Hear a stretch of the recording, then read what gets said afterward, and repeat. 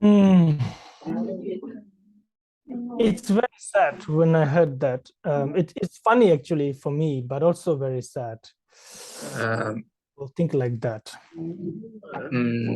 Khi mà thầy nghe là mình giống như bên này mình có tin đồn là mình xài bùa á, thì nó mắc cười, nhưng mà thầy rất là buồn khi mà nghe tin đó. Nó vừa mắc cười mà nó vừa because who telling you that? Yeah, us. You told me.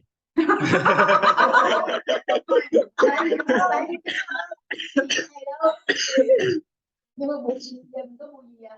Tại vì cái mình vui bên này mình bắt đầu tôi nghĩ là mình có không nói là mình nói mà lên ông này nói là mình nói không tụi em thì tụi em nói bên này đang có buồn gì à? Abandoning dharma, criticizing noble dharma is one of the worst negative karma. Tại vì khi mà mình từ bỏ giáo pháp thực sự, có nghĩa là chánh pháp á, hay là mình phỉ báng chánh pháp á, là một trong những nghiệp bất thiện nặng nhất. And of course, I don't think that they really know then what we are doing if they're saying things like that. But whatever the case, it's a lot of negative karma actually. Tại vì họ không biết là mình đang làm gì ở đây, nhưng mà dù sao chăng nữa, khi mà họ phỉ báng mình á, những cái gì mình đang làm ở đây á, thì nó nghiệp bất thiện rất là nặng.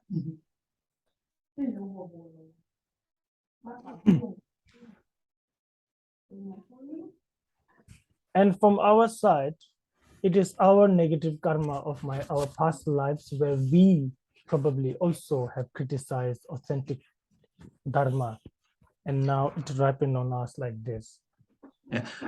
Còn về phần mình á, thì bởi vì trong những kiếp quá khứ mình cũng đã phỉ báng các vị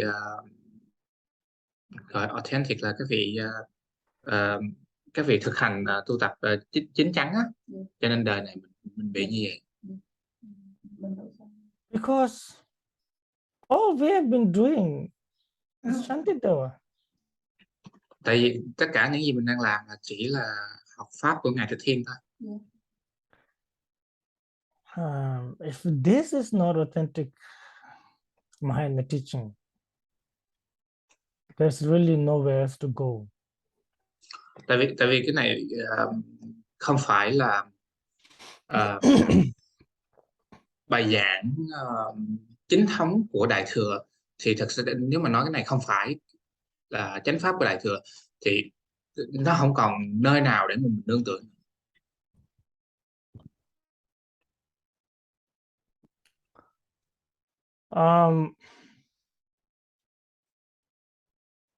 As I'm sure it's very discomforting for you, but it's quite funny for me.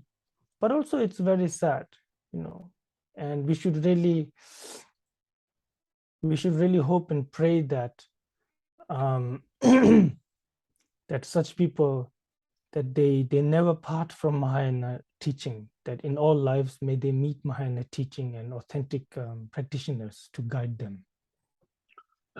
Thì nó rất là cho mình, đối với mình ở đây á, thì nó sẽ cảm giác khó chịu, nhưng mà đối với thầy thì hơi buồn cười tí, nhưng mà mình cũng nên nguyện là những người như vậy đó thì họ luôn không có đời họ luôn không có rời khỏi Đại Thừa, và mong họ sẽ gặp được các vị gọi là các vị thành thật, các vị những bậc thầy chân chánh tu tập Đại Thừa hướng dẫn họ. Also maybe a bit fault from us Tibetans who, you know, we are so eager, especially Tibetan lamas, so eager to teach Vajrayana and give initiation, you know, to places who don't have these things, and then it just looks like black magic, you know, like torma and all the bells and damaru and the trumpet, you know, and yeah, fire puja. It really looks like that, I guess. Thì nó cũng một phần loại của các vị đạo sư Tây Tạng, tại vì các vị hơi gọi là các vị hơi khao khát để truyền đạt kim cang thừa đến mọi người, nhưng mà khi mà mọi người chưa có những cái khái niệm hiểu hay là chưa có đầy đủ để mà nhận kim cang thừa, giống như là làm bánh tô ma cúng dường hay là cúng dường lửa, cúng dường khói, thì những cái nghi lễ đó thì đối với những người Phật giáo bình thường họ nhìn vô thì nó giống như là tà thuộc vậy đó.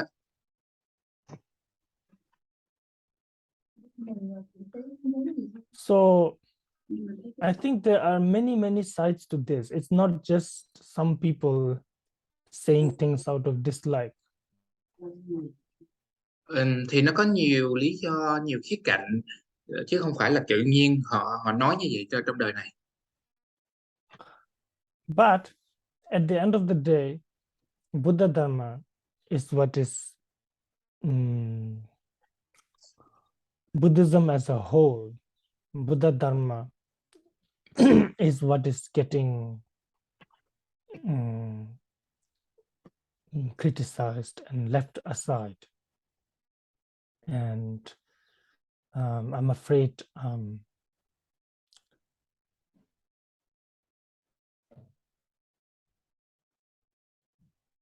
we really have to guard our mind in such cases and try to think what would Shantideva do in such cases. Tại vì đến cuối cùng thì Phật pháp, giáo pháp của Đức Phật hay là Phật giáo là sẽ bị phỉ báng và sẽ bị loại bỏ ra khỏi cuối cùng nhất. Thì cho nên cái quan trọng là mình theo dõi và mình quan sát tâm mình và suy ngẫm những lời Ngài Từ Thiên nói.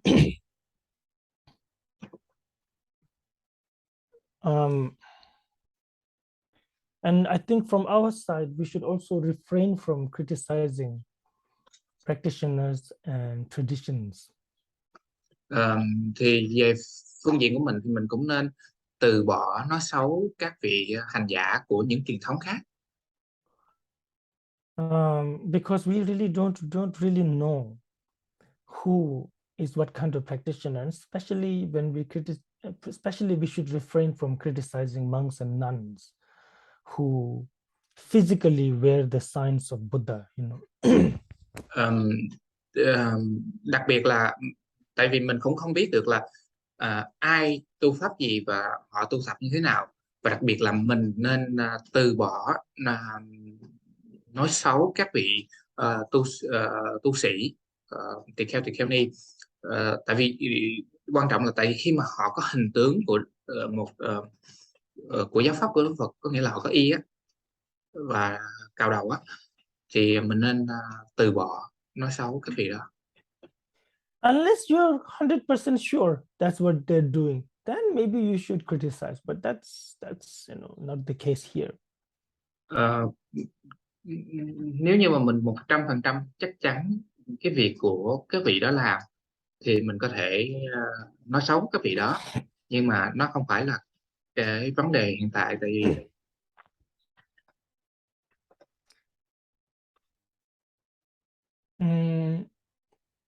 then we really become what Shantideva just said in the stanza number 86, that not only we do not feel embarrassment and fear for our own negative karma, we actually then try to compete with those who are accumulating positive karma.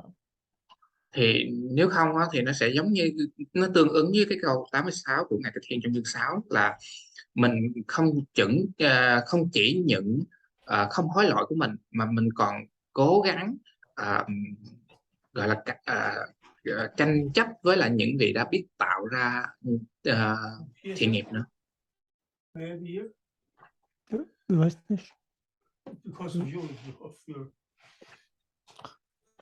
Good, then please generate proper motivation. Cho nên mong mọi người hãy khởi tâm niệm đúng đắn. Yeah. We'll continue with the text and Và tiếp tục bộ luận này. yeah, I'm really happy that you really, those of you who are there, you really try to stick through the text. And to be honest, in this world right now, for some people like us who really seek Mahayana teaching, there's nothing better than writings of Shantideva. Thì rất là vui khi mà mọi người vẫn theo sát bộ luận này. Và thành thật mà nói thì ở trên thế giới bây giờ thì những người mà theo Đại Thừa mà rất là hiếm có những vị mà theo những gì Ngài Tịch Thiên viết ở đây.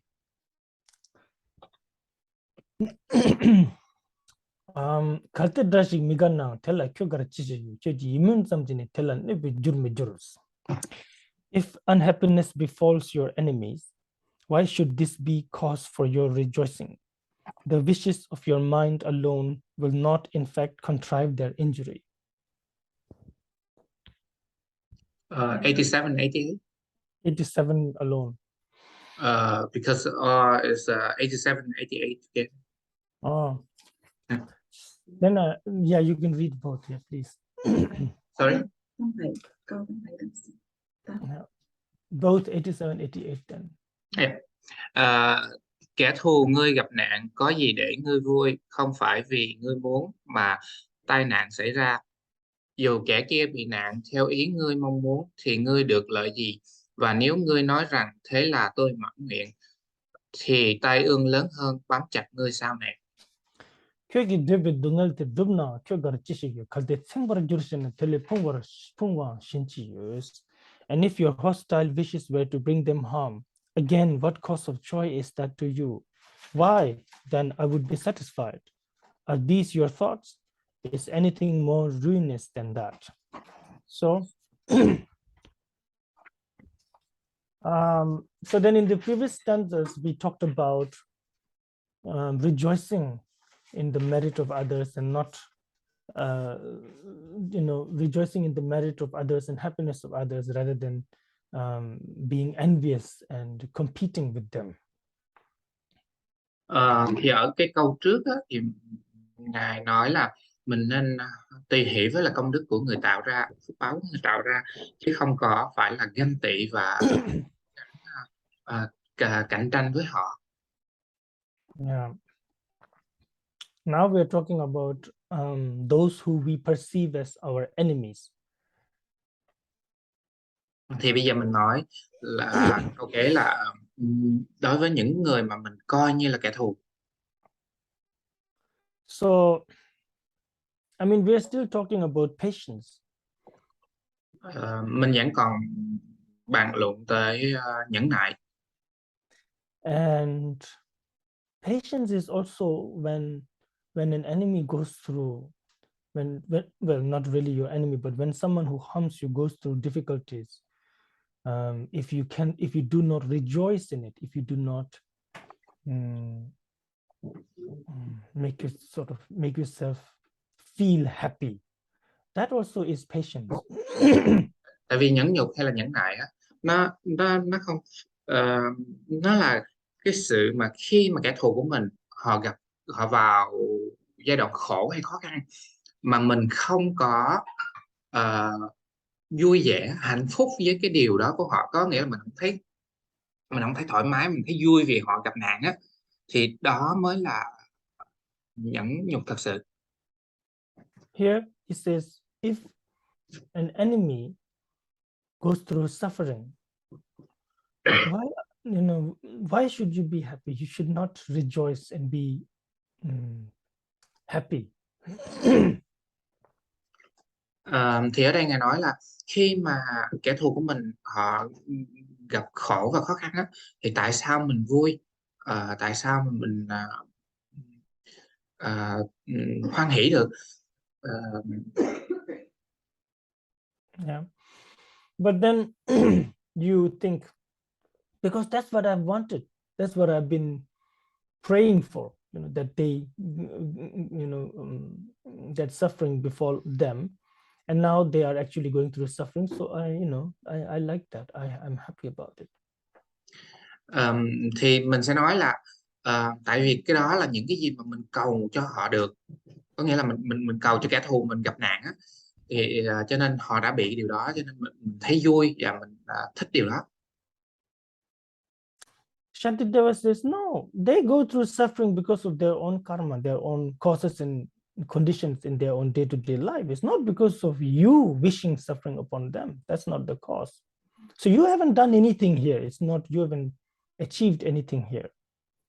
Ngài Thầy Thiên nói là không, kẻ thù họ gặp nạn là tại vì nhân quả của họ và nhân duyên nó hội tụ, hay là cái đời sống của họ hàng ngày, những gì họ tạo ra hàng ngày, nó tạo ra cái chướng ngại để cho họ, cái nạn nó đến cho họ, chứ không phải là do cái nhân làm mình cầu nguyện cho nên họ sẽ gặp nạn. Cho nên mình không được lợi lạc gì ở đây hết.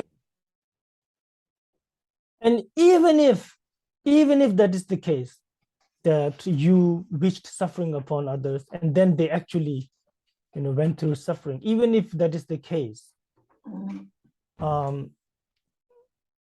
thinking that, oh, that's so Shantideva, even if that is the case, what is there to be happy about? You brought suffering in this world, you brought suffering on others.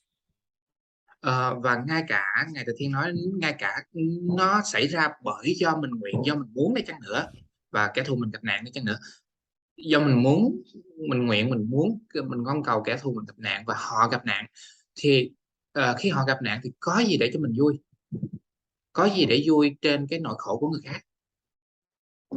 Yeah. I did think about Krishnas, but then you think, yes, but that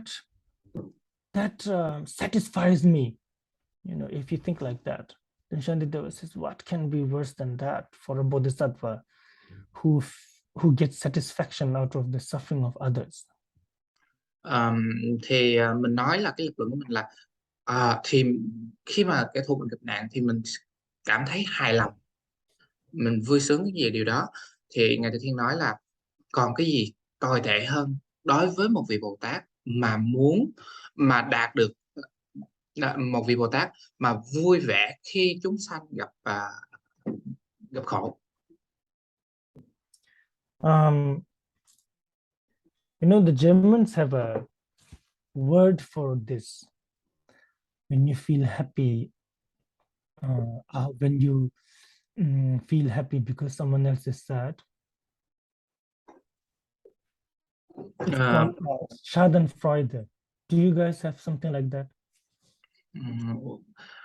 Có biết tiếng Đức đó, nó có, người Đức nó có cái từ là khi mà mình cảm thấy vui khi mà người khác họ gặp nạn hay họ buồn á, nó có gọi là what is it called? Schadenfreude. Schadenfreude. Mình có cái từ đó không? Này, we don't speak German. No, but do you have, Schaden means like sadness. Freude means happiness. So sadness out of happiness because of sadness. Này. Tại vì Schaden là buồn, còn Schadenfreude là vui, có nghĩa là vui buồn. Có nghĩa là khi mà nỗi buồn của người ta là niềm vui của mình, cho nên nó có từ đó gọi để ám chỉ cho là khi mà người khác bị buồn, mình cảm thấy vui vì họ được buồn, họ bị đau khổ. Còn hai đắc ý nó khác. Đắc ý nó nhiều cái, giống như mình làm việc tốt mình đắc ý, hay là mình làm được việc đó mình đắc ý.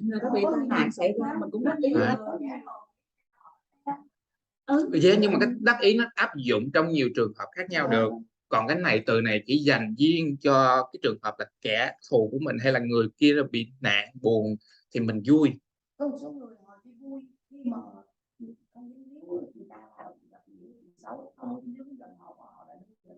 We have the word hả hê mới đúng hơn. We have the word it means literally translation of satisfaction, but it's for the case for your enemy only. It's only for the enemy's suffering you get happy. Yeah, it's called Oh, satisfaction. so Vietnamese are like Germans. Thầy nói người Việt giống người Đức hả? Most cultures don't have this word Schadenfreude except you guys. No, we Vietnamese are very how to say it? When we talk, we try to poke the other because we use chopsticks. Ah, See? all The right. best use hand. That's true. Người Việt mình nói chuyện hay xúc phạm người khác lắm, tại mình hay ăn đũa. Then now he will say why it is, you know, why it is why so sad or bad when you gain happiness out of others' suffering in the next stanzas. Thì Ngài Từ Thiên sẽ nói cho mình là tại sao mà nó rất là tệ khi mà mình vui trên nỗi đau của người khác.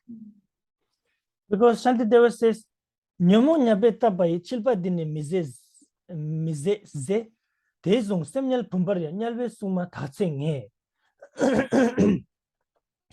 Next stanza. Đó là lưỡi câu sắt mà ái dục tung ra lúc cá đã cắn câu, ngục tốt mua nóc nhừ trong nồi đồng địa ngục.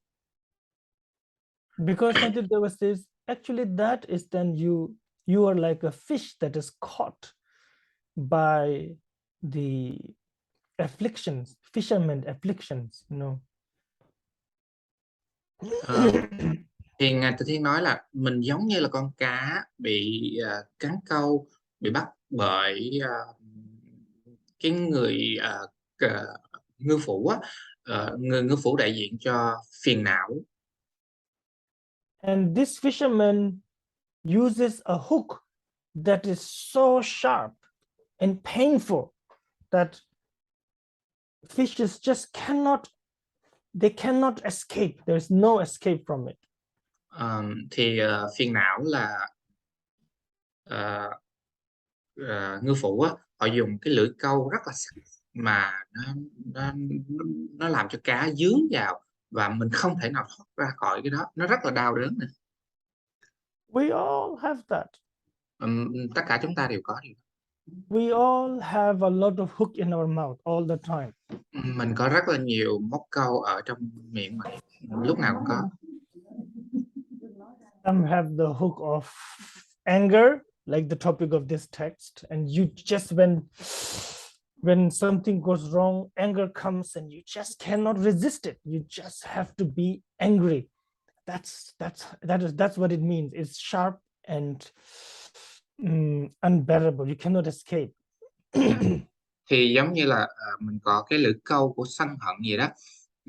Tại chương này nói về sân hận mà, thì nó tự động, mình không thể thoát khỏi nó, và nó rất là bén và rất là đau, cho nên khi mà sân hận nó nổi lên thì nó lập tức nó bấm chặt mình liền.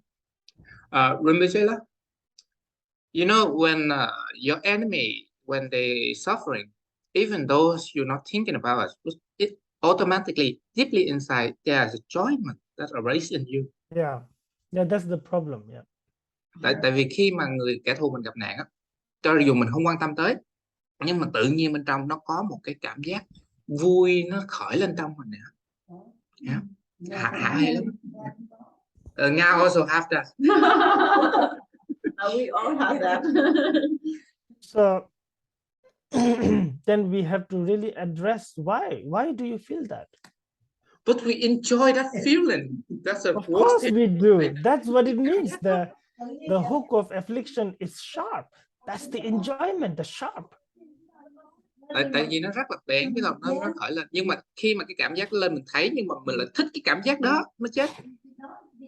For example, then some people, you know, maybe all of us also, we love desire, objects of desire. Oh, so sharp, taste of food and things we see, things we touch, you know, things we like to rub ourselves to, you know, that's what it means, sharp hook. Giống như là khi mà mình nói tới ái nhiễm gì chăng nữa, thì nó ý nó rất là bén nhọn, giống như là thức ăn ngon, hay là cái sự những vật dụng mình xúc chạm mình kia, thì cái đó ý nghĩa của cái câu lưỡi câu sắc là vậy. Yeah. And where the and affliction is kind of fisherman that is not throwing one hook, it's throwing hundreds of hook in one fish's mouth. Thì ngư phủ á, không chỉ những dùng một cái lưỡi câu mà dùng cả trăm lưỡi câu để mà chọi đến làm mắc câu con cá trong miệng cá. Yes. Cả trăm lưỡi câu mắc câu. Attachment to wealth, attachment to fame. He will talk about it more, about attachment to fame and so on, you know. Bám víu với danh vọng, bám víu với tài sản. Thì Ngài sẽ nói nhiều về bám víu vào danh vọng. And then ignorance. Và si. Most of us don't even know that we are ignorant. That's why we are ignorant. Tất cả chúng ta đều không biết được là chúng ta đang si. Đó là lý do tại sao mà mình si.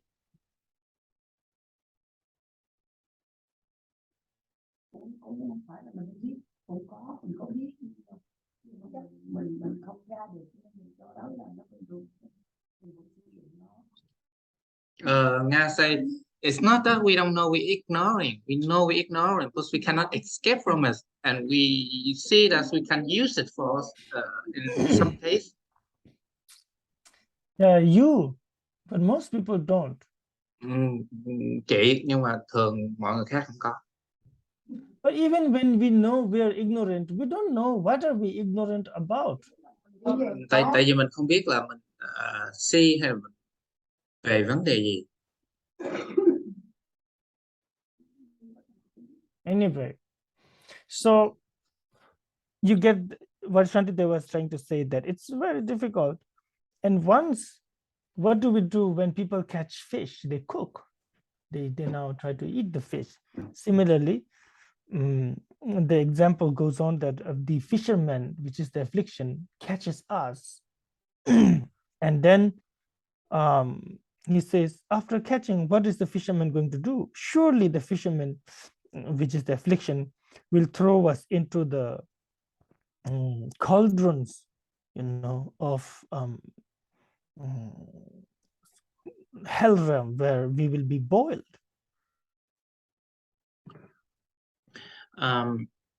Thì mọi người có hiểu ý của Ngài Từ Thiên muốn nói gì không? Ý của Ngài muốn nói là phiền não nó sẽ câu dẫn mình. Rồi sau khi mà mình bị mắc câu, mình bị bắt rồi, thì thường là họ sẽ làm việc với cá. Thì đương nhiên là họ sẽ nấu cá, làm thịt cá.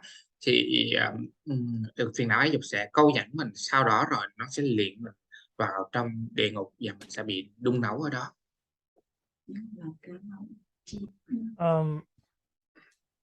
Anyway, get the topic into the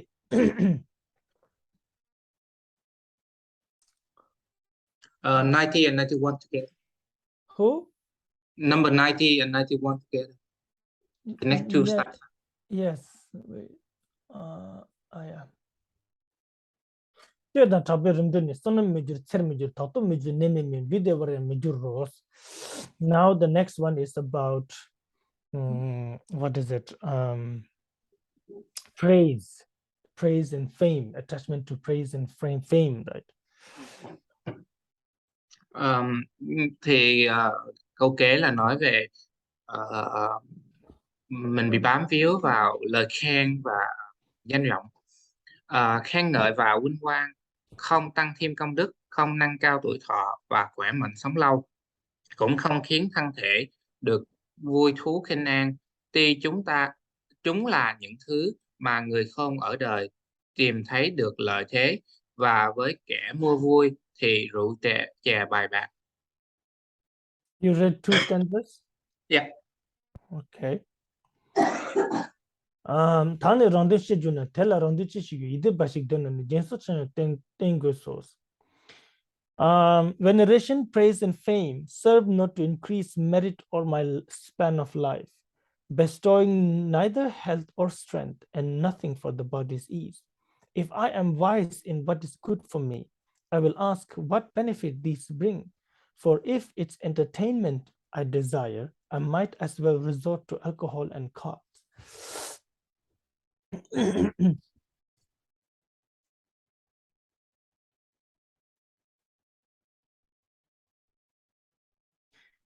So Shantideva says, why do we get angry?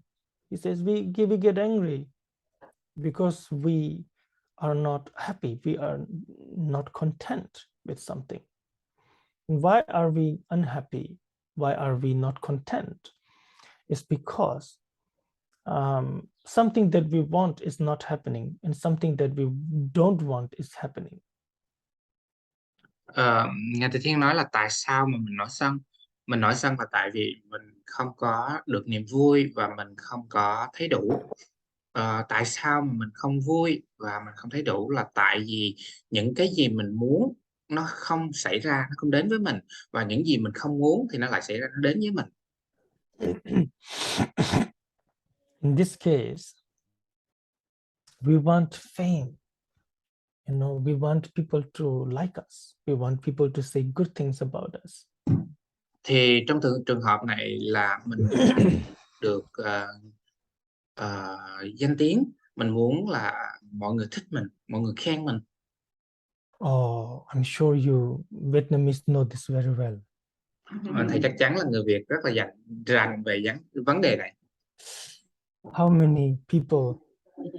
many people have to hide, things in their life because they're afraid. What will my neighbors say? What will my relatives say? What will all the Vietnamese people will say? Có bao nhiêu người đã phải giấu giếm những chuyện xấu của mình, sợ là hàng xóm của mình hay là người Việt khác họ biết đến rồi họ sẽ nói gì về điều đó. Some people, they're so afraid of bad reputation that they spend their whole life in misery. Và có rất là nhiều người họ rất là sợ bị danh tiếng xấu, bị mang tiếng xấu á, cho nên họ dành cả thời gian cả đời họ sống trong đau khổ.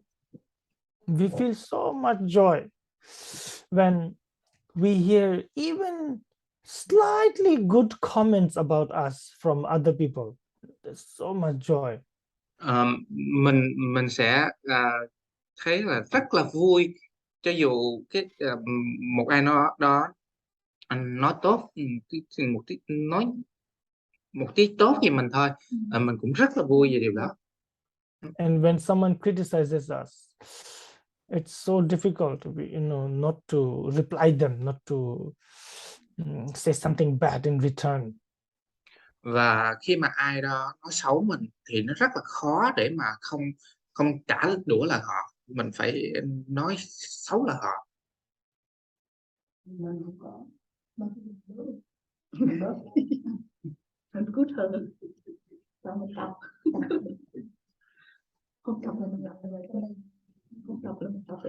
Soon say we also have this, and now it's getting decreased. There's very little left, thanks to the text. That's good. It will come back if you don't think about the text after a while. Nó sẽ trở lại nếu mà mình không có tiếp tục suy nghĩ nằm về bộ luật này. Yeah. So, and not only that, and yeah. So what Shantideva is saying is that he says, okay, now food and wealth, he says, I can kind of understand.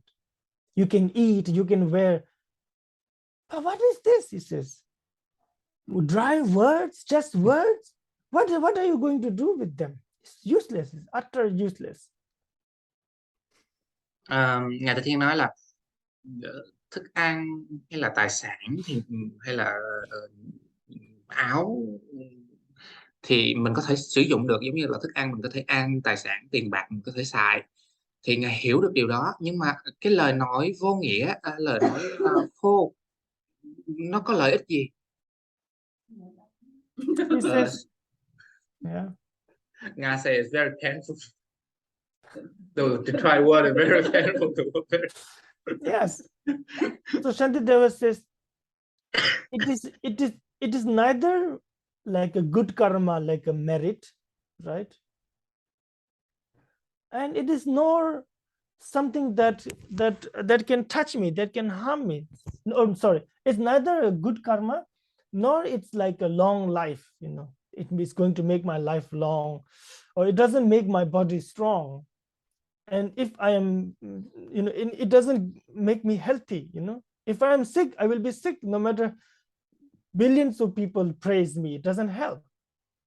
And so it doesn't make my body and mind healthy and in a good condition. It doesn't help at all. It's just sound words. Ngài Từ Thiên nói là nó không có đem lại phước báo, và nó cũng không có làm cho mình thọ hạn. Giống như là khi mà mình bệnh thì lời khen đó nó sẽ không làm cho thân mình khỏe hơn hay là tâm mình khỏe hơn. Khi mà bệnh là mình bệnh thôi, bao nhiêu lời khen nó cũng có tác dụng gì hết, nó chỉ là lời nói thôi. Nga say it's mental. Yes, of course it is. Now, she say when a person is sick, and when we talk about negative, so their mental is going down. Yeah. But that's just for a sick person. Now we're talking for a bodhisattva. Cái đó là mình nói cho người bệnh, nhưng mà bây giờ mình đang nói ở vị trí của một vị Bồ Tát. And how a bodhisattva who is a practitioner should deal with fame or infamy, Thì đây là Ngài Từ Thiên chỉ cho khi mà một vị Bồ Tát là một hành giả, thì Ngài phải vị Bồ Tát phải đối diện với lại danh tiếng và tiếng đồn, tiếng xấu á, như thế nào. So then for a bodhisattva who must be selfless, unless you truly become selfless, you cannot really help beings. And to become selfless, you have to really be able to let go of these things. Đối với một Bồ Tát á, thì họ phải đạt được vô ngã. Nếu mà họ không đạt được vô ngã, thì họ sẽ không thực sự giúp đỡ được chúng sanh. Mà muốn đạt được vô ngã thì họ phải từ bỏ những cái này. Of course, we cannot do that now. Đương nhiên là mình không thể làm được điều đó bây giờ. But we have to know that this is what we have to do. Nhưng mà mình phải biết được là đây là những cái mà mình phải làm một ngày nào đó. And that day will come if you think about it. Và ngày đó nó sẽ đến nếu mà mình nghĩ về điều đó. This life or next life, you keep thinking one day I will practice like this. Đời này hay đời sau, mình cứ tiếp tục suy nghĩ là mình sẽ có một ngày mình sẽ làm được điều này. So for a bodhisattva, because for ordinary people, then immediately you think, oh yeah, no, fame is good. If I'm more famous, then more, let's say you do whatever business or whatever, so you think I need fame, then more people come to buy things, and like that we immediately think why fame and these things are good. But from a bodhisattva point of view, it's just lies making more lies.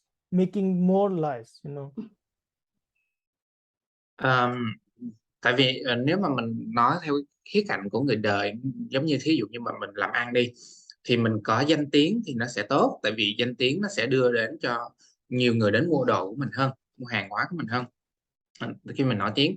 Nhưng mà đối với khía cạnh của một vị Bồ Tát á, thì nó chỉ đưa mình đến cái vấn đề là một cái lời nói dối dẫn đi đến một cái lời nói dối và một lời nói dối nữa thôi. Từ một cái sự dối trá này dẫn đến một sự dối trá. Of course, fame, praise, they are not the problem. Đương nhiên là danh tiếng hay là lời khen nó không phải là vấn đề, They are neither good nor bad. tại vì nó là trung lập, nó không tốt và nó cũng không xấu. It's our attitude towards them that makes them good or bad, that makes them samsara or not samsara. Mà là cái thái độ của mình đối với lời khen hay là danh tiếng đó, nó sẽ đưa mình đến sanh tử luân hồi hay là không sanh tử luân hồi. For example, in case of Buddha, for example, fame is good, because the fame does not make Buddha have attachment. Buddha is not attached to the fame. So then more famous Buddha is, more beings get benefit because there is no attachment there.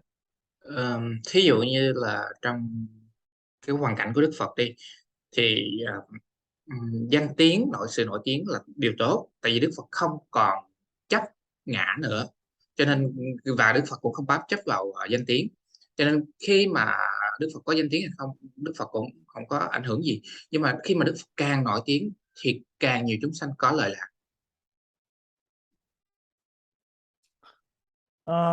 Whereas for us, we are attached to fame, we are attached to good name, reputation, then they become poisonous because we make them poisonous.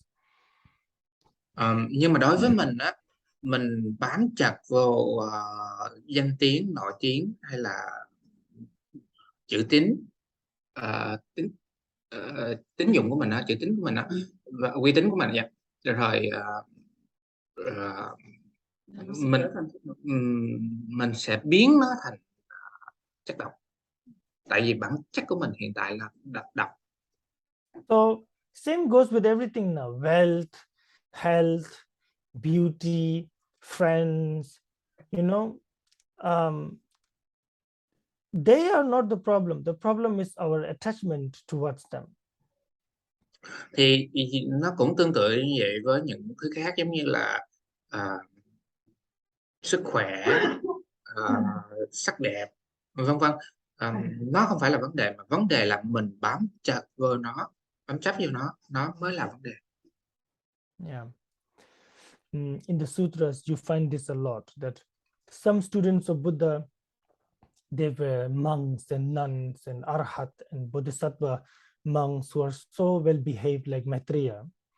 And then some great students of Buddha, they were, how to say, very flamboyant.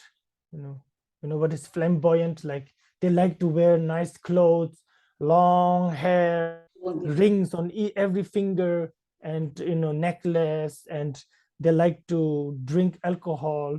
They like to go to places where there are a lot of women. They like to play cards. Yeah, out of control. Not that they like to, but they do that. Yeah. Thì giống như những đệ tử Đức Phật như vậy, có những vị tỳ kheo, những vị a la hán, có những vị họ rất là kỷ luật, và họ kỷ luật giống như ngài Di Lạc vậy đó. Nhưng mà cũng có những vị đại Bồ Tát nữa, rồi những vị Bồ Tát, rồi có những vị đệ tử của Đức Phật, thì họ rất là phóng túng. Họ thích mặc áo đẹp, để tóc dài, mang nhiều trang sức, rồi họ uống rượu, chơi bài, họ đến những nơi nó phóng túng. Nhưng mà không phải là họ thích những điều đó. People like Vimala Kirti. Giống như ngài hả? Duy Ma Cật. Yeah, you call it Yumaka? Duy Ma Cật, yeah. Yeah. And both are okay. The monks and nuns and people like him, they are all enlightened. Cả hai dạng đệ tử đó của Đức Phật đều được hết, tại vì họ đều là những vị đã giác ngộ.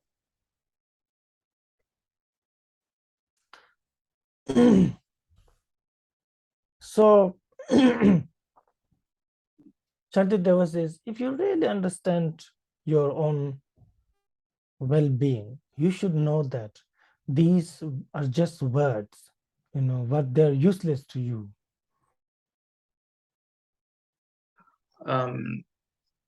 Well-being. In the stanza right now, the second stanza. Yeah. 1 second, I translate it first. 91, yeah. Yeah.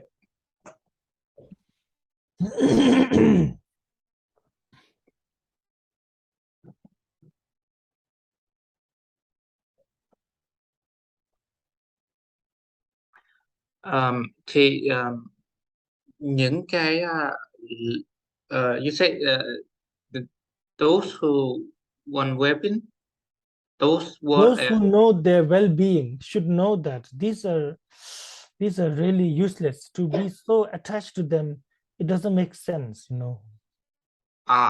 có nghĩa là có những vị mà biết lợi, cái gì lợi cho mình á, cái gì tốt cho mình á, thì họ hiểu được là những cái lời đó nó hay là bám víu vào những thứ đó nó không có ích gì hết. Or if you want happiness, you should know that these are not going to give you happiness. They are actually going to do the opposite. Và những ai mà muốn hạnh phúc á, thì phải hiểu được là những thứ này nó không đưa đến cho mình hạnh phúc mà nó đưa cái kết quả ngược lại. But then you say, yes, but temporarily it makes me happy, when someone prays and how to say, good name and fame, I love it, so I'm going to keep doing that. Then Shantideva says, if you just seek temporary happiness, then it is just like someone who is doing gambling or someone who is doing alcohol and intoxicants just to be temporarily happy. There's no difference between that. Then you should, it's just like doing those things. Và cái lập luận mình là nói là nó trong trước mắt á, nó sẽ là niềm vui, nó sẽ là hạnh phúc. Thì Ngài Từ Thiên nói là thì nó có khác gì với lại những người mà uống rượu hay là cờ bạc đâu. Tại vì trước mắt thì mình có lợi, nhưng mà về sau thì mình sẽ không có lợi.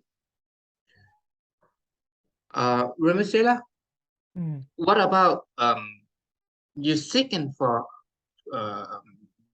good work and recognition from your teacher? Same. Tại vì hỏi thầy là giống như là một người mà họ theo thầy họ, và họ luôn mong chờ thầy họ khen và nhận thức, thầy nhận thức được là họ giỏi đó, thì thầy nói là cái đó cũng như vậy thôi.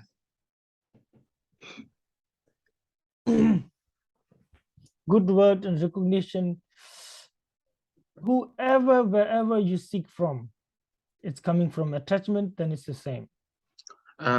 Tại vì lời khen hay là người ta thấy mình giỏi á, nó không quan trọng là mình muốn đối tượng là ai là người khen. Tại vì vấn đề là mình bám chấp vào đó, thì cho dù ai khen mình đi chăng nữa, thì mình muốn ai khen mình đi chăng nữa, thì nó đều là điều tệ hại. So this also happens a lot when you see people trying to be very well behaved in front of the teacher, or always trying to get close and always trying to get recognition. Cái này mình cũng thường thấy là có những vị họ rất là nhiều người họ muốn họ gọi là họ hành xử rất là tốt đẹp trước vị thầy, lúc nào họ cũng muốn gần gũi, tiếp cận vị thầy, rồi what you say last? Always trying to get recognition from the teacher. Lúc nào họ cũng muốn được sự khen ngợi từ thầy.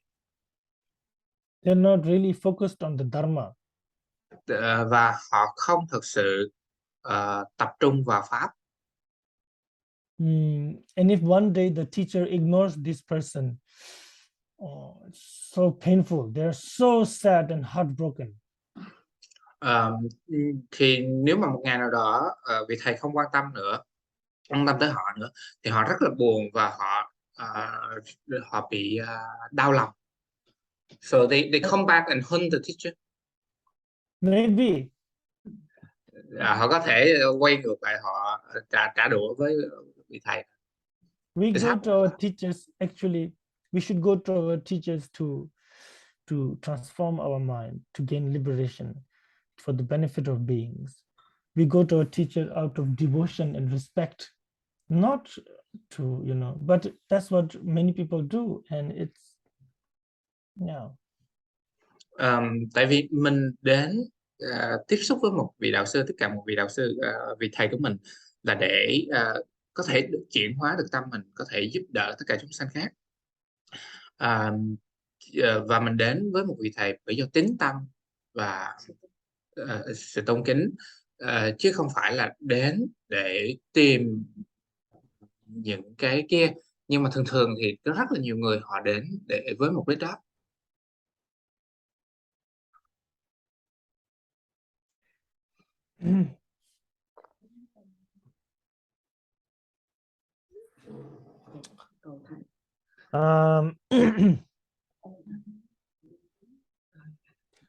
작배 된도 너동지 당니진이 쓰진나 직도 남지 지식저 친나 되고 술라데 제메 강부 딥저나 집안 남니 같이 무 대신 때다 다 남나 랑기 셈니 집하신.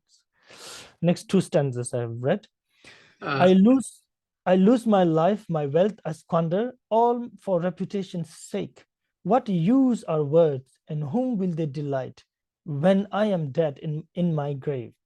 Children can't help crying when their sand castles come crumbling down. My mind is so like them when praise and reputation start to fade.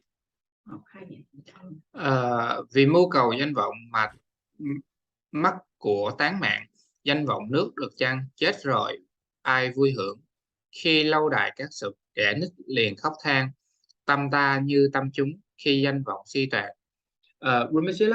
This is a contradiction. Now he talk, we abandon and see it's worthless and praying and frame, but before he asks us to praise the order. Is there a contradiction? I translate it. Nó có bị mâu thuẫn không? Tại trước đây Ngài nói là mình nên khen ngợi người khác để tạo được phước báo thì hiện công đức. Mà bây giờ Ngài nói là mình đừng nên bám chấp vào khen, nó không có phước báo. Before he said they are merit in prayer. Now he said the order praying to us, there's no merit for us. Tại mình tham chấp vào cái câu Because I said before, praise is neither good nor bad. It's just praise. Đây thầy có nói trước là khi mà khen ngợi nó không, bản chất nó trung lập, nó không tốt hay là không xấu, nó chỉ là khen thôi. It's just like wealth. Nó giống như tài sản vậy. Shantideva says, I'll talk a lot about wealth. Oh, you don't get too attached to wealth. When you have a wealth, then it's difficult to first to gather, then it's difficult to keep, and difficult when you lose the wealth, all that. But then he also says, give wealth to others. Giống như Ngài Từ Thiên nói về tài sản vậy. Ngài nói là tài sản rất là khó để mà tạo ra được và khó để giữ. Nhưng mà Ngài cũng nói là cũng nên trao tài sản, có nghĩa là cho người khác nữa. So our aim here is to get rid of our attachment to wealth and fame and praise. Tại vì cái mục tiêu của mình ở đây là mình phải từ bỏ được, loại bỏ được tâm bám chấp đối với tài sản hay là danh tiếng hay tất cả những thứ khác. One side effect of this attachment is that you don't want to give to others. One side effect of what? Of that attachment? Such attachment is that you do not want to give wealth and fame and praise to other people. Thì một khía cạnh mà mình nói là một cái cái di chứng của nó, của bám chấp á, là mình không muốn trao cho người khác, giống như là mình có tài sản mình không muốn cho người khác, hay là mình không muốn cho người khác lời khen. Yeah. Anyway, so then here Shantideva says, yeah, so we don't want to give it to others. Not Shantideva. If I continue what you just said to reply to that, we don't want to, since we are so attached to wealth, we don't want to give wealth to others. And since we are so attached to fame and praise, we don't want to praise others. And even if we do, we praise others so that we will look good. You understand? So there's always this type of agenda. Thì Ngài Từ Thiên nói là giống như mình mình không muốn cho tài sản mình cho người khác, thì cũng giống như vậy, khi mà danh tiếng hay là lời khen mình không muốn khen người khác hay là cho người khác. Nhưng mà nếu như mà mình khen người khác đi chăng nữa thì tại vì mình muốn là mọi người khác thấy mình tốt. Yeah. Cái điểm đó là cái điểm nguy hiểm. So anyway, he says, look at ourselves, so many people, they want to be known as being generous, or they want to have fame. And in order to get fame, they spend so much money, so much wealth. Or some even go to war and go to battles so that they can get famous, they can get glory, and they even die for that sake. Thì Ngài Từ Thiên nói ở câu này là ví dụ như có người họ muốn cho mọi người khen ngợi họ, hay họ muốn danh tiếng là họ là người thiện tâm,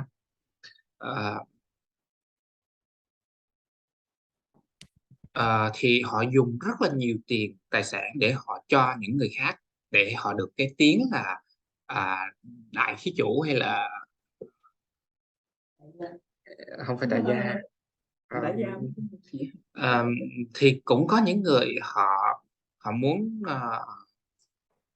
vinh quang, họ muốn nổi tiếng vinh quang mà họ đi ra chiến trường, vì cái hào quang đó, vì cái sự vinh quang đó mà họ sẵn sàng hy sinh cả tính mạng của họ nữa. Shantideva says, if you die for fame, and even if you become famous, when you are dead, what are these dry words going to do for you? Nothing. Ngài Từ Thiên nói là nếu mà mình chết vì danh vọng, thì ngay cả khi mà sau khi mình chết mình nổi tiếng đi chăng nữa, thì những cái lời khô đó, lời trống rỗng đó, nó sẽ giúp mình được gì cho mình? These are just dry words. These are just like children playing in the sand and making a sand house, sand castle. And sand castle is useless from the beginning. You cannot live inside, you cannot sleep inside, you cannot eat inside. It's totally useless. But since they're so attached, when the sand castle they crumble, they just cry inconsolably. Similarly, our mind is also like the children, and fame and praise, they are like sand castles. Giống như là trẻ nít vậy đó, nó xây lâu đài cát, thì lâu đài cát nó không có sử dụng, nó không có lợi ích gì, ngay từ đầu nó đã vô dụng rồi, không thể sống trong đó, không thể ngồi ăn trong đó. Nhưng mà khi lâu đài cát nó bị sụp á, thì trẻ con á, nó khóc tới nỗi mà mình không khuyên ngang được, mình không khuyên được nó. Thì mình cũng giống như vậy đó. Danh tiếng, lời khen nó giống như là lâu đài cát vậy đó.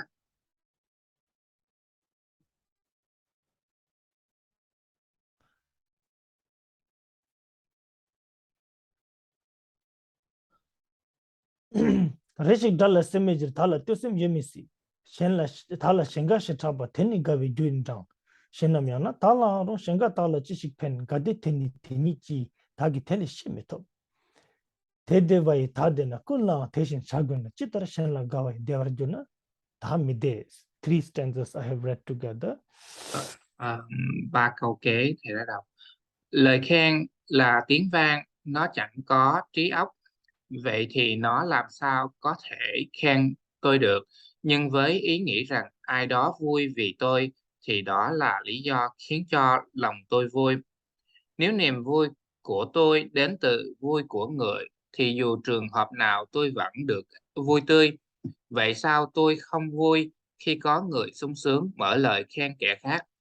À, thế ra cuối cùng ta vui vì được khen. Một thái độ như vậy khác gì trò trẻ con.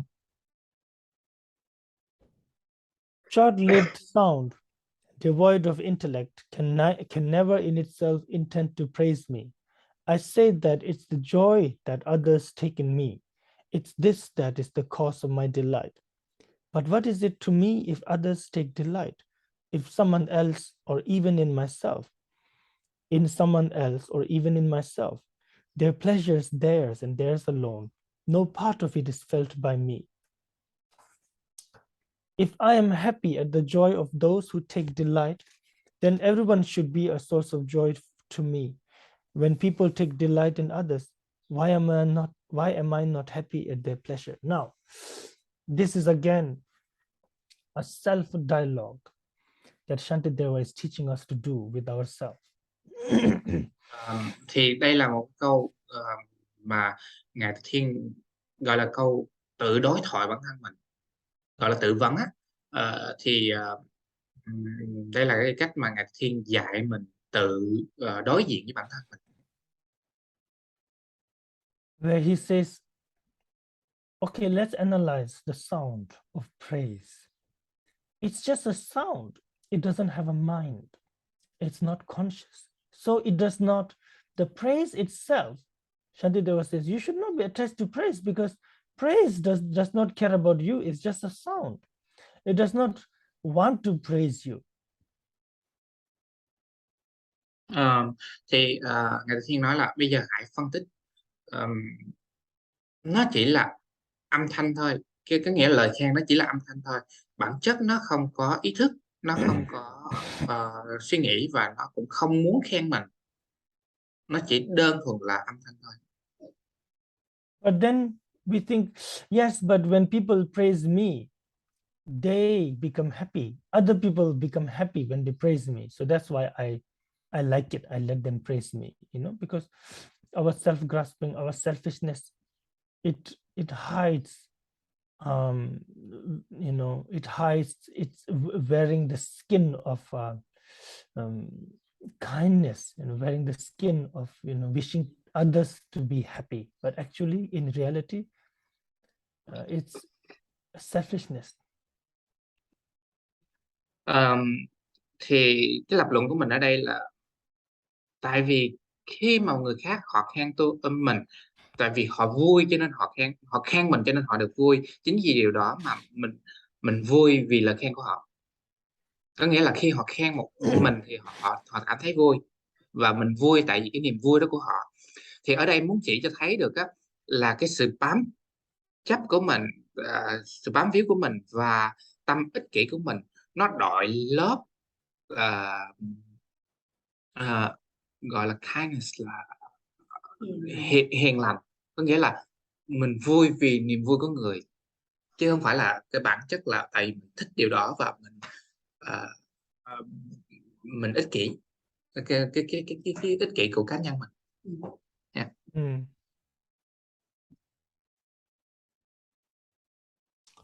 So then you say, so it's very nice, no, that they like other people. So when you like other people, for example, when they're happy because they like me, so I'm happy that I make other people happy, right? So we think like that. This looks very altruistic, but it's not. So then Shantideva asks the next question. His next thing he says is, okay, let's say that they become happy by praising you, that they are happy that they know you. So that's very good. Let's say that is true. But their happiness is their own. Whatever they feel, they feel. You do not get anything from it, actually, to be honest.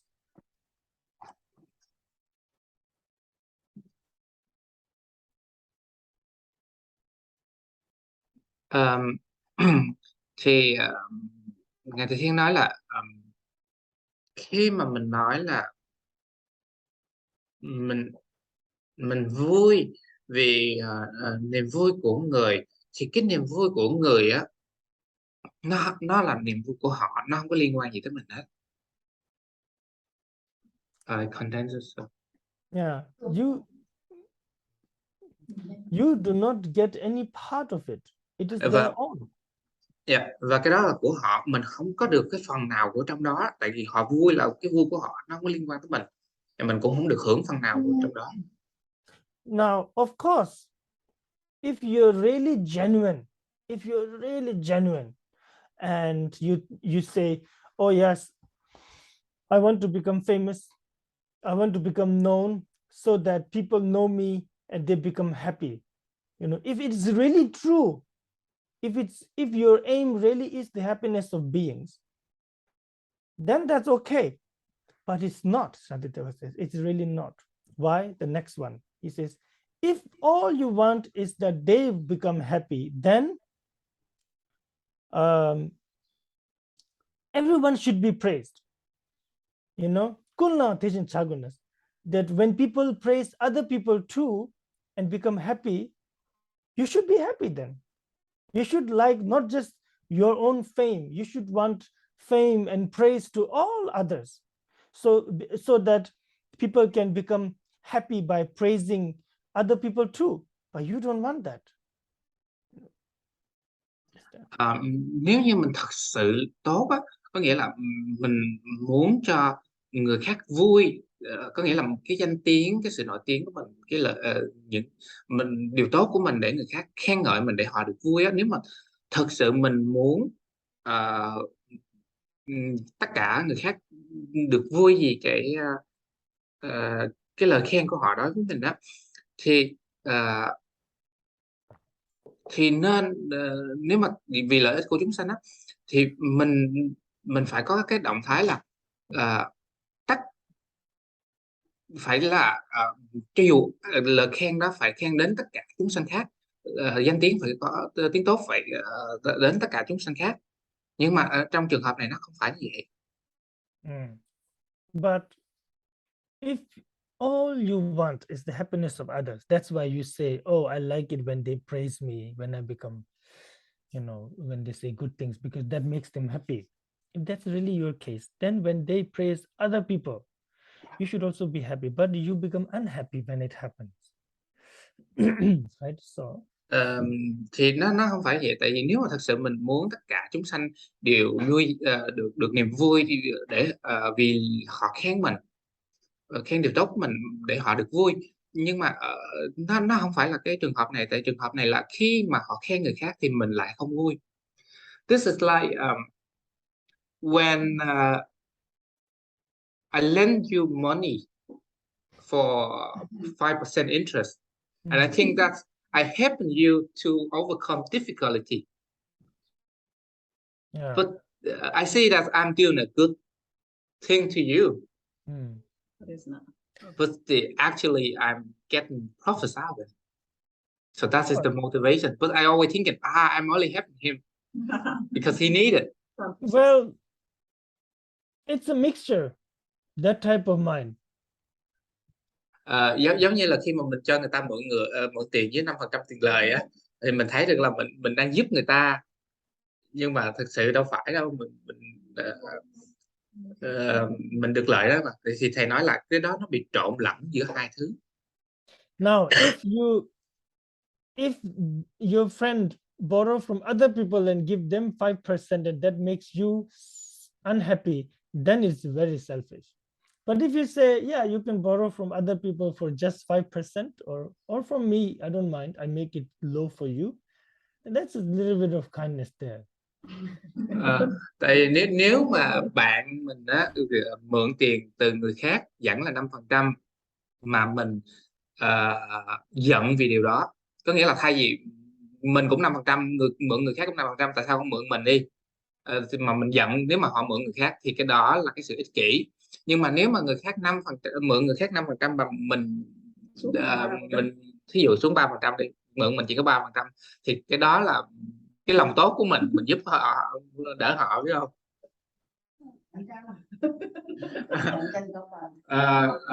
Phượng say that is competition. You create competition because the other give 5% and you give 3%. Yeah, That competition. that's not good.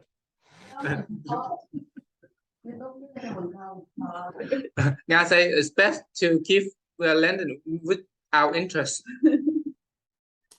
Yeah, but no, it's like I said, if you can, that's the best. Nếu giống như thầy nói, nếu mà mình có thể, đó là điều tốt nhé, đó là tốt nhất. Shantideva is not saying that you have to do it right now. Nhưng mà Ngài Từ Thiên nói là không phải nhất thiết mình phải làm ngay bây giờ. Only if you can. Ai phải mà? Good tha. Phải mà? Thôi được. Tablet देखिसुनी थरिसो. Can you remember her? Oh, de. Istu? Ta, istu ni tahu munde.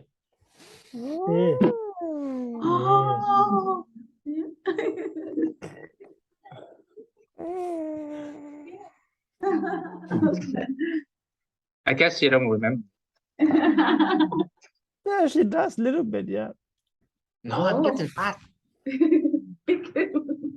Then, right.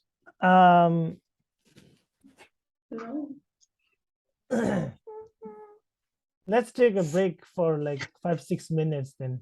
Yeah. Nghỉ ngơi 5-6 phút. I'll come back soon.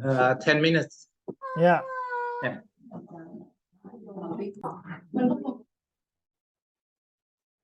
What is it? Is there a question? No, we just not debate, but we discuss about the stanza. We start from 86 to now, because Nga say she can see that we have this and that in the stanza, but I say before, because we have and systematic training in Buddhism. The problem now is our environment now is we mix it, but for proper training, first you take a refuge, you practicing with Buddha Dharma before you able to reach to Bodhisattva vow and training Bodhisattva. So you have discipline, moral conduct in a good way.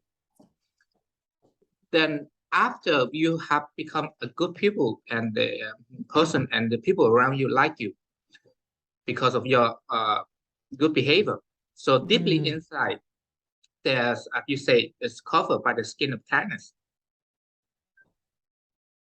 No. So to show her the point, what it means by it's been covered, because she think that's because now we practice, we have not completely, how to say, not systematic. We do we see that we can, let's go a little this, a little that, but it's we still mixture of negative karma and action. So we think when we read it, we think, this is so true to us. But what actually he say here, Santideva say here, is after you do all that training, and then you come to here, so what left is you have do a good deed to the other, so the other has see you in a good way, so they can praise you. But deeply you have attachment to what you have done. You follow what I say? Not really, It's but okay. but as long as you guys understand what Shantideva mean, that's good. Thầy nói thầy không hiểu gì hết, nhưng mà nếu mà mình hiểu ngạch thì Thiên nói gì là đủ rồi. I don't know what your debate is, you two. Sounded similar to me. But anyway, That's why we need to train Pema to speak Vietnamese.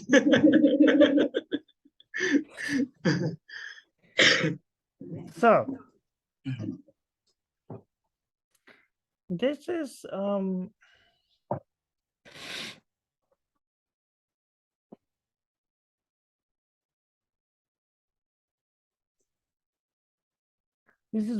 this is more difficult for Dharma teachers, Dharma centers, because we want to we want to reach people, we want to be known, because if you're not known, then you do not reach people, right? And so our name and sort of our Dharma activity get mingled. They're mingled, Yeah. So it's very tricky. We have to be very careful. Tại vì cái vấn đề này nó rất là khó đối với các vị pháp sư, các vị thầy giảng pháp, hay là những trung tâm Phật pháp. Tại vì họ luôn luôn, hay là mình luôn luôn muốn là nó tiếp cận được nhiều người, có nghĩa là nhiều người biết đến mình rồi, để có thể truyền đạt giáo pháp, cái sự hoằng pháp của mình nó phát triển. Thì nếu như mà mình không nổi tiếng và mọi người ta không biết đến mình để người ta tiếp xúc được với mình, thì cái sự hoằng pháp của mình nó bị teo nhỏ lại, cho nên nó rất là nguy hiểm, nó rất là nhạy cảm. Tewe tane te doshi rangi gawa ke jirwa teyan tetra mite be chibe choba konarse. Then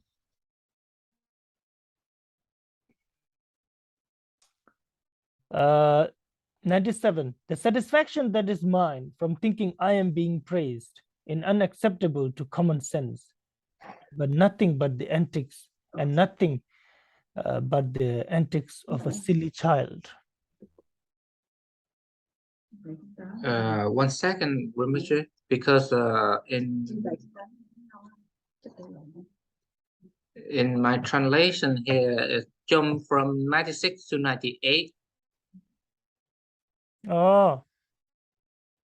And then on 97, maybe when we retype it, we have made mistake. No problem. So the 96, it said as 96, stanza 96, it say that the attitudes like that is like a child. Like we happy because of we're not happy because the order praising the order. So this attitude is like a child. That's 96, right?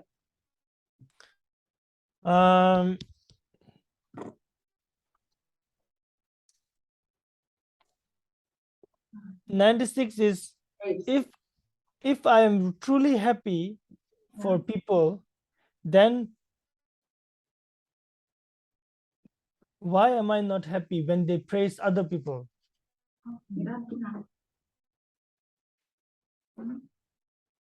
Okay. And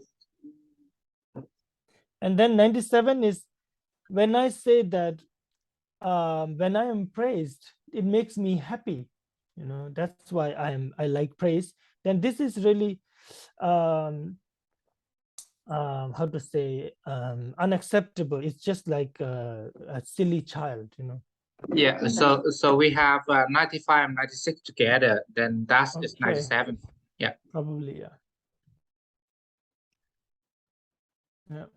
Just 1 second. I make a adjustment here. Yeah. 96. This is 97. Yeah. Thế ra cuối cùng ta vui vì được khen, một thái độ như vậy khác gì trò trẻ con. Yep. Yeah. So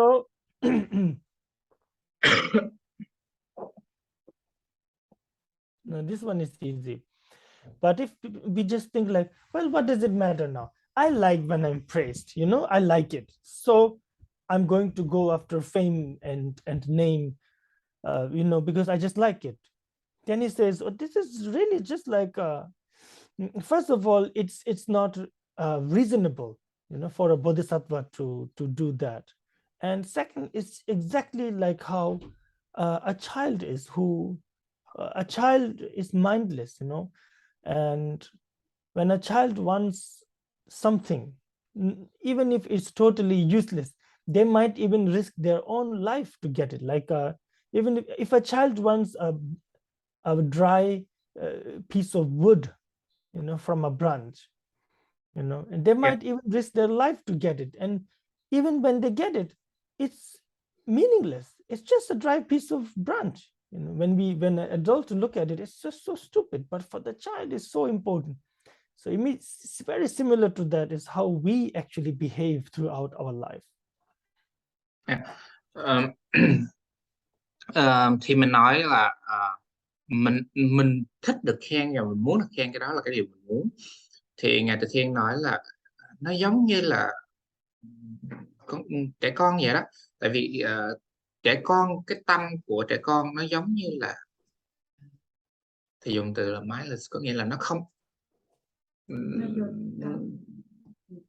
vô tư. Không phải nó không phải vô tư. Vô tư là naive.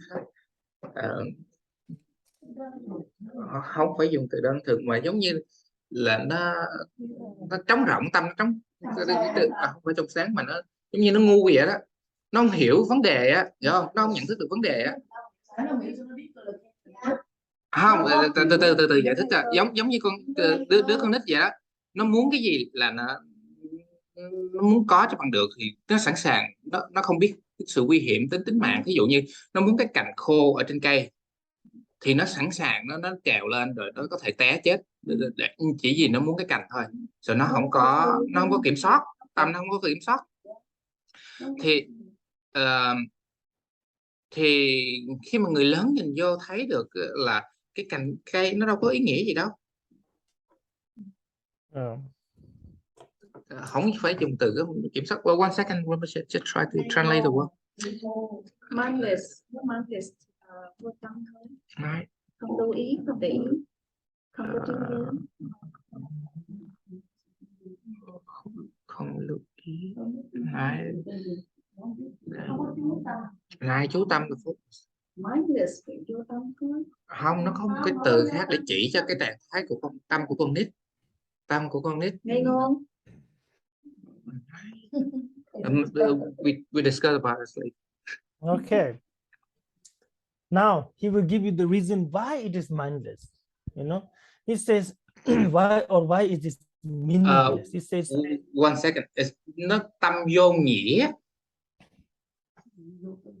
Này, nó vô nghĩa chứ không phải vô tư. Vô tư nó khác. Vô tư là cái trạng thái nào mình cũng chấp nhận được hết. Yeah, nó không có ý nghĩa. Yeah. He says so tane yang barchi teni chowang jigbarchi yenten den la thado na phunzum chobang jigbarchi 대저 다게 떼서는 실질 강다 열네 바 대다 타는 연송도 송아 동아 송지를 죽민남. So the next two stanzas 98 and 99, praise and compliments distract me, sapping my revulsion with samsara. I start to envy others their good qualities, and thus all excellence is ruined. Those who stay close by me then to damage my good name and cut me down to size are surely they're protecting me from falling into realms of grief. Danh vọng và lời khen khuấy nhiễu tâm thanh tịnh, làm suy nổi lo sợ. Trước sinh tử luân hồi, chúng nảy sinh ganh tị đối với người đức độ. Vì vậy bao công đức được chính tôi tạo ra sẽ trở thành mây khói. Kẻ thù là ăn nhân. Những kẻ nào chống đối và chôn danh vọng tôi. Chính họ là những người ngăn tôi vào nẻo ác.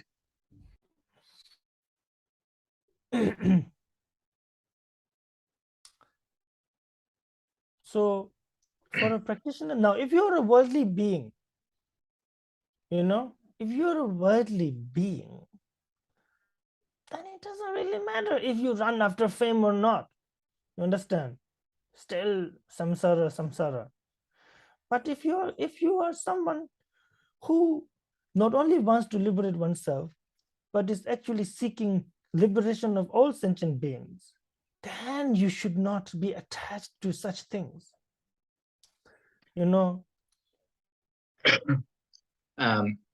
Nếu như mình là một chúng sanh thế gian,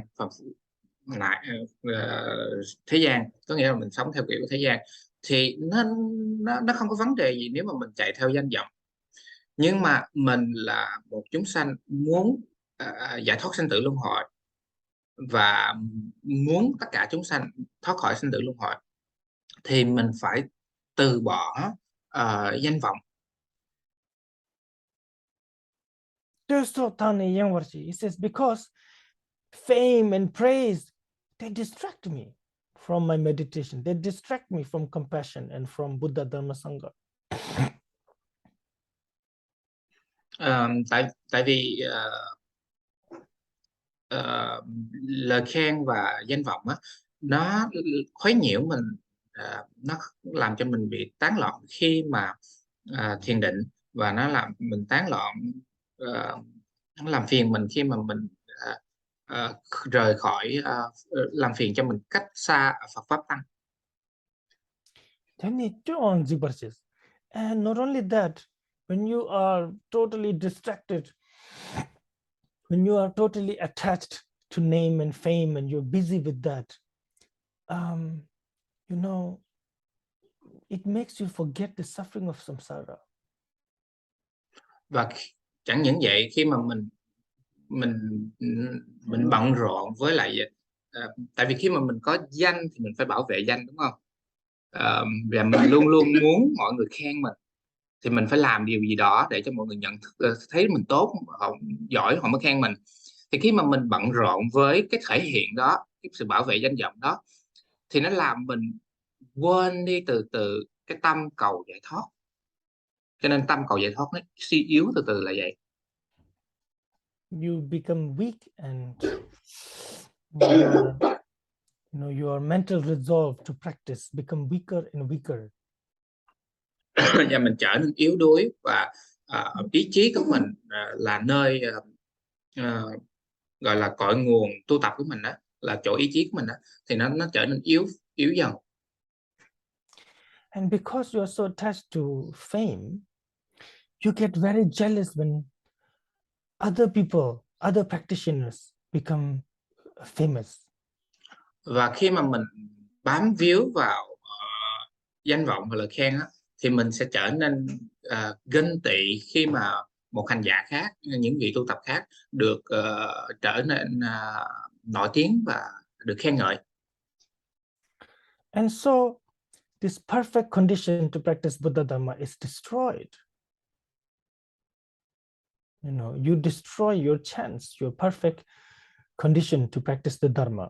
Và cái điều kiện tốt để mà mình tu tập á, để mình có thể tu tập Phật pháp được á, thì nó đã bị mình hủy hoại rồi. Có nghĩa là môi trường tốt cho mình á, điều kiện tốt để cho mình có thể tu tập được, thì nó đã do mình chạy theo danh vọng, nó đã hủy hoại môi trường, điều kiện tốt của tu tập của mình rồi. Now, why are we talking about this? We are talking about this because we want to talk about patience, tolerance, right?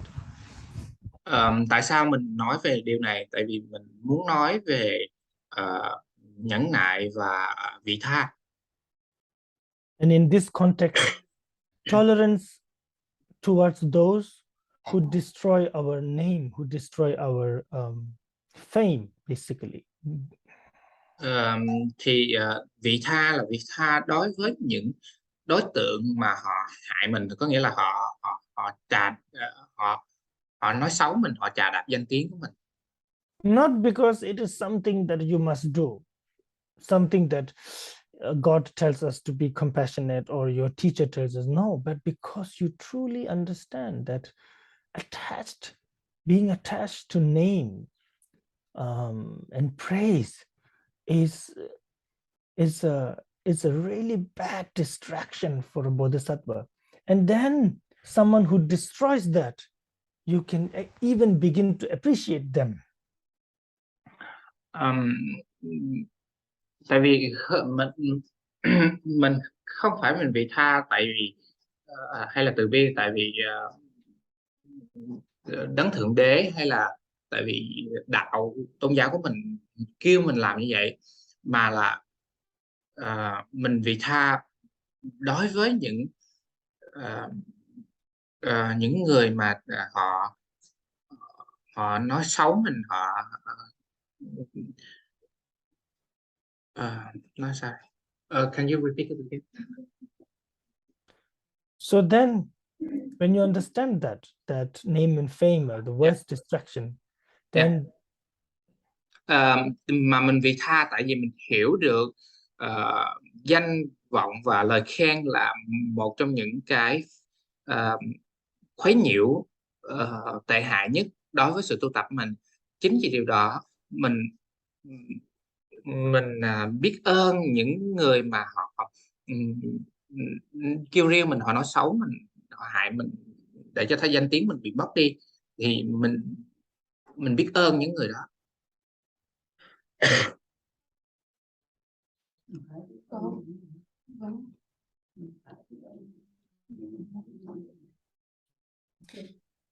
So then he says, then someone who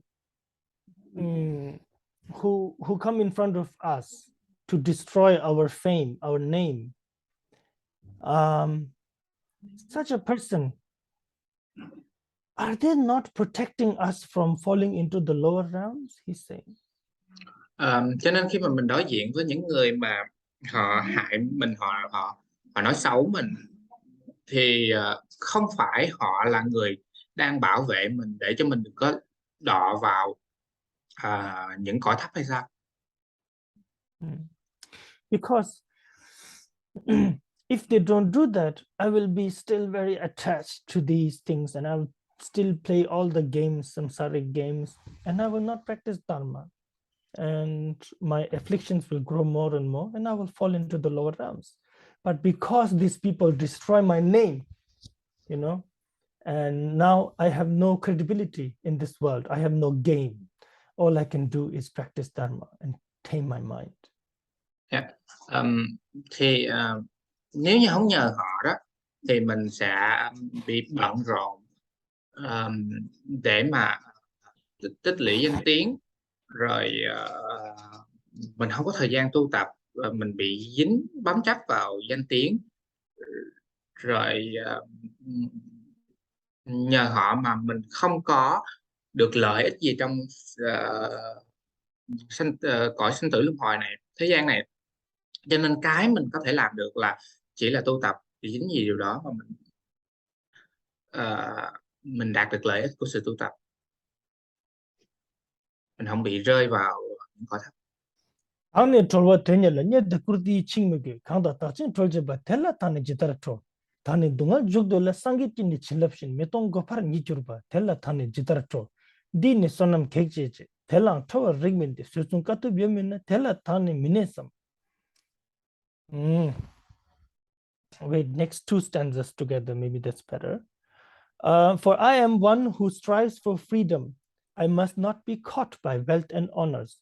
How could I be angry with the ones who work to free me from my fetters? They, like Buddha's very blessing, bar my way, determined as I am to plunge myself headlong in sorrow. How can I be angry with them? Người tầm cầu giải thoát không để lợi danh buộc, sao ta lại tức giận, kẻ cởi trói cho ta. Khi tôi muốn đi đến một nơi đầy thống khổ, nhờ phước lành của Phật khiến người muốn hại tôi đóng cửa chặn đường đi, không cho vào chốn khổ. Tại sao tôi giận họ?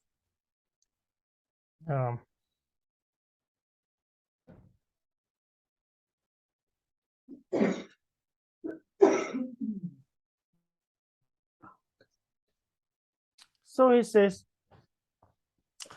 actually, I am someone who wishes enlightenment, who wish to be free from samsara.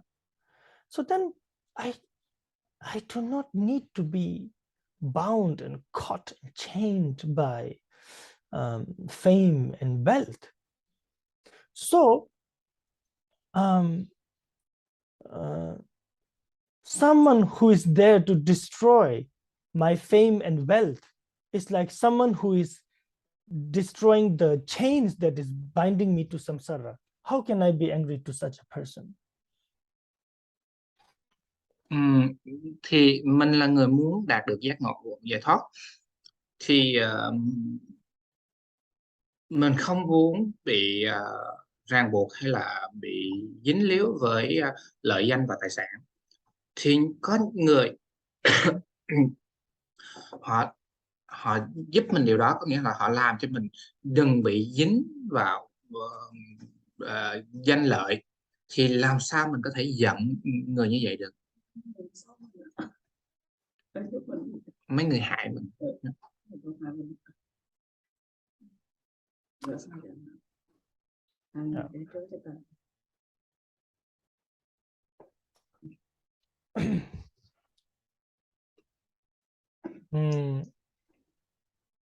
It is almost like I am trying to jump into suffering, and these enemies are like the blessings of Buddha, and they are blocking my way from jumping into suffering.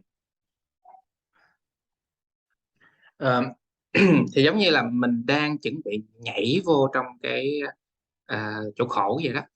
Thì những người này giống như là họ giống như là cái sự ban phước của Phật vậy đó, tự nhiên hiện ra rồi xong cản mình để cho mình đừng nhảy vào trong cái khổ. How can I be angry at those who close the door of lower realms for me? Thì làm sao mình có thể giận được những người mà họ đóng cái cửa đi vào những cõi thấp cho mình được? Now you see, this is a very, very specific mentality. This is a very honest mind, and you cannot read this with the normal day-to-day mind. Understand? Samsaric mind doesn't work. Thì ở đây á, cho thấy được đó là nó rất là vi tế, không phải vi tế, specific là chỉ điểm cho một vấn đề á, đặc biệt là trọng điểm trong tâm.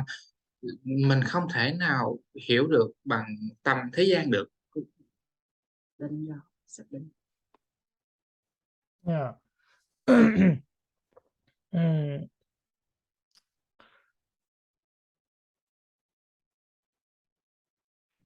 When your mind, but when you read these texts, these type of lines, while your mind is busy with business and gossip and anger and attachment and greed, selfishness and all that, and then you read you read these type of lines, yeah, it could work like magic. Because you know that these words come from a very honest mind of Shantideva. Thì khi mà tâm mình bận rộn với lại kinh tế, nhiều chuyện hay tất cả mọi thứ, thì khi mà mình bận rộn như vậy á, thì khi mà mình đọc cái câu này với cái tâm niệm thành thật của Ngài Từ Thiên, thì nó sẽ tác động như là một phép nhiệm màu đối với mình vậy.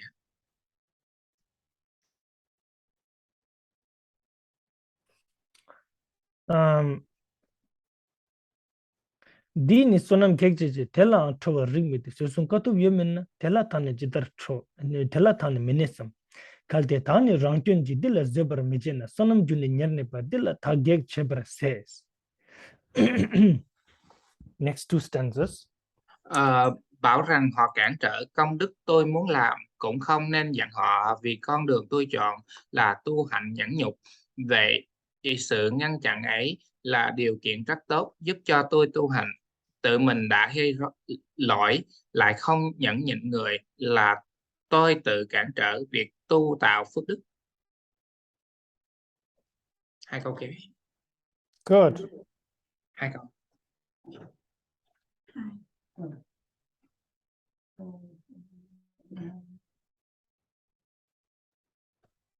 Okay. I should not be irritated, saying, they are obstacles to my good deeds, for is not patience the supreme austerity, and should I not abide by this? And if I fail to practice patience, hindered by my own shortcomings, I myself create impediments to merit's causes, yet so close at hand. Now, then again, our mind thinks, yes, but they destroy, they make me angry, like these people who destroy my name. And when they make me angry, I accumulate negative karma, and they do destroy my meditation, they destroy my compassion. That's why, I get I'm angry at them, or they destroy my statues, they destroy whatever. So they basically disturb my practice, dharma practice, and that's why I'm angry, I cannot tolerate. Thì mình nói là họ hủy hoại danh tiếng của mình, họ gì đó như vậy mà mình bị giận, và khi mà mình nổi giận thì mình không có thể tu tập được, mình thiền định không được. Thì do họ hủy hoại danh tiếng của mình, trên những điều đó mà mình giận và mình không nhận vì tha cho họ được. Then Shantideva says, but isn't patience and tolerance the biggest merit, the greatest merit, And you cannot have patience towards those who are not harming you. It's strange to say, like, oh, I like someone is praising you, and then you say, yeah, I'm practicing patience here. It's very easy. But only when someone is destroying your name, then can you practice patience. Only when someone is harming you, then can you practice patience. And patience is the greatest virtue. Shantideva says. Ngài Từ Thiên nói không phải nhẫn nhục và vị tha là phước báo lớn nhất hay sao? Tại vì khi mà mình tu tập mà người ta khen mình thì mình nói với người ta là tôi đang tu nhẫn nhục. Có nghĩa là tôi đang tu nhẫn. Có nghĩa là khi một người khen mình thì mình nói là tôi đang tu nhẫn cái lời khen của người ta. Nhưng mà cái thực sự khi mà mình tu nhẫn hay vị tha, chỉ khi là người ta hại mình, người ta nói xấu mình, người ta phá hủy danh tiếng mình, thì lúc đó mình nhẫn và vị tha được, thì lúc đó phước báo thực sự nó mới có. Cái đó mới là thật sự tu nhẫn.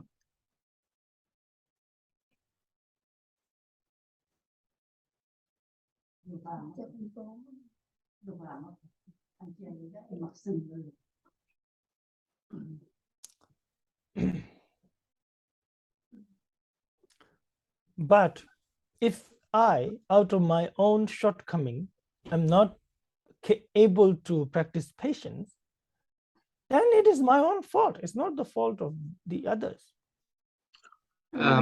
Thì mình đối với cái sự thiển cận của mình, có nghĩa là cái thấy ngắn của mình, thì mình không tu tập được, mình không thấy được cái điều đó là lỗi của mình chứ không phải là lỗi của người khác. The cause of merit was right there, and you yourself created obstacle for yourself. That's all. Tại vì phước báo nó hiện trước mặt mình, nhưng mà bản thân mình tự tạo chướng ngại cho mình, chỉ là như vậy thôi. Có nghĩa là cái người hại mình là cái người đưa đến phước báo và sự tu tập về xa, nhưng mà thiển cận của mình thì mình chỉ thấy là họ hại mình thôi. Mình chỉ thấy là họ hại mình, họ làm mình mất danh tiếng, rồi mình không thể hoằng pháp, người ta không đến, người ta không tin tưởng đến, chứ ví dụ vậy đó, tin tưởng đến học pháp với mình, thì mình thấy họ đang cản trở công đức của mình, thì mình thấy thiển cận như vậy đó. Nhưng mà mình không thấy nhìn xa được là họ chính là người đang giúp và tạo ra phước đức lớn cho mình. Thì cái đó là lỗi của mình tự sân hận lên với họ, thì mình tự tạo ra chướng ngại cho sự tu tập của chính mình. Okay, so kaji kame mejung la kaji yone yochurwa teni ti juin na chitar tella geksicha tisu jimbe longmo be jimbe gekchi yumain rabdu jimbar cheju be rabjung geksi char medrung. Next two stanzas together. Hai câu kế: cái này không thể có nếu cái kia không có, và nếu cái này có thì cái kia là nhân, kẻ hại ta là nhân, giúp ta tu nhẫn nhục, sao bảo họ phản phúc. Người xin đến đúng thời, không ngăn việc bố thí, khất sĩ đi truyền giới không phải là trở ngại cho người muốn xuất gia. So now Shantideva is trying to prove how important it is for a bodhisattva to actually meet with some enemies, so to speak, that, or maybe I should say something like this: how important are the enemies for the practice of patience and tolerance? Thì Ngài Từ Thiên nói là Ngài Từ Thiên ở đây muốn nói là chỉ cho mình thấy được là nó quan trọng đối với một vị Bồ Tát khi đối diện với là một kẻ thù như thế nào. Hay một cách khác có thể nói, để thầy đưa vào một cách khác nói dễ hơn, là làm sao để này, sự quan trọng của kẻ thù đối với sự tu tập của mình như thế nào. Hay nói cách khác vậy. Yeah. So he says, when something is not there, when one thing is not there, and because this thing is not there, others cannot also be there. And when this thing is there, then those others can be there. That means that this thing is the cause of the other things, and if you understand, if you need this result, the cause also have to be there. Khi mà một cái một cái nó không có hiện hữu, nó không có, thì cái nọ nó cũng không có. Thí dụ như cái nhân nó không có thì cái kết quả mình muốn nó cũng không có. Mà khi mà cái nhân nó có thì đương nhiên nó sẽ có kết quả. Cho nên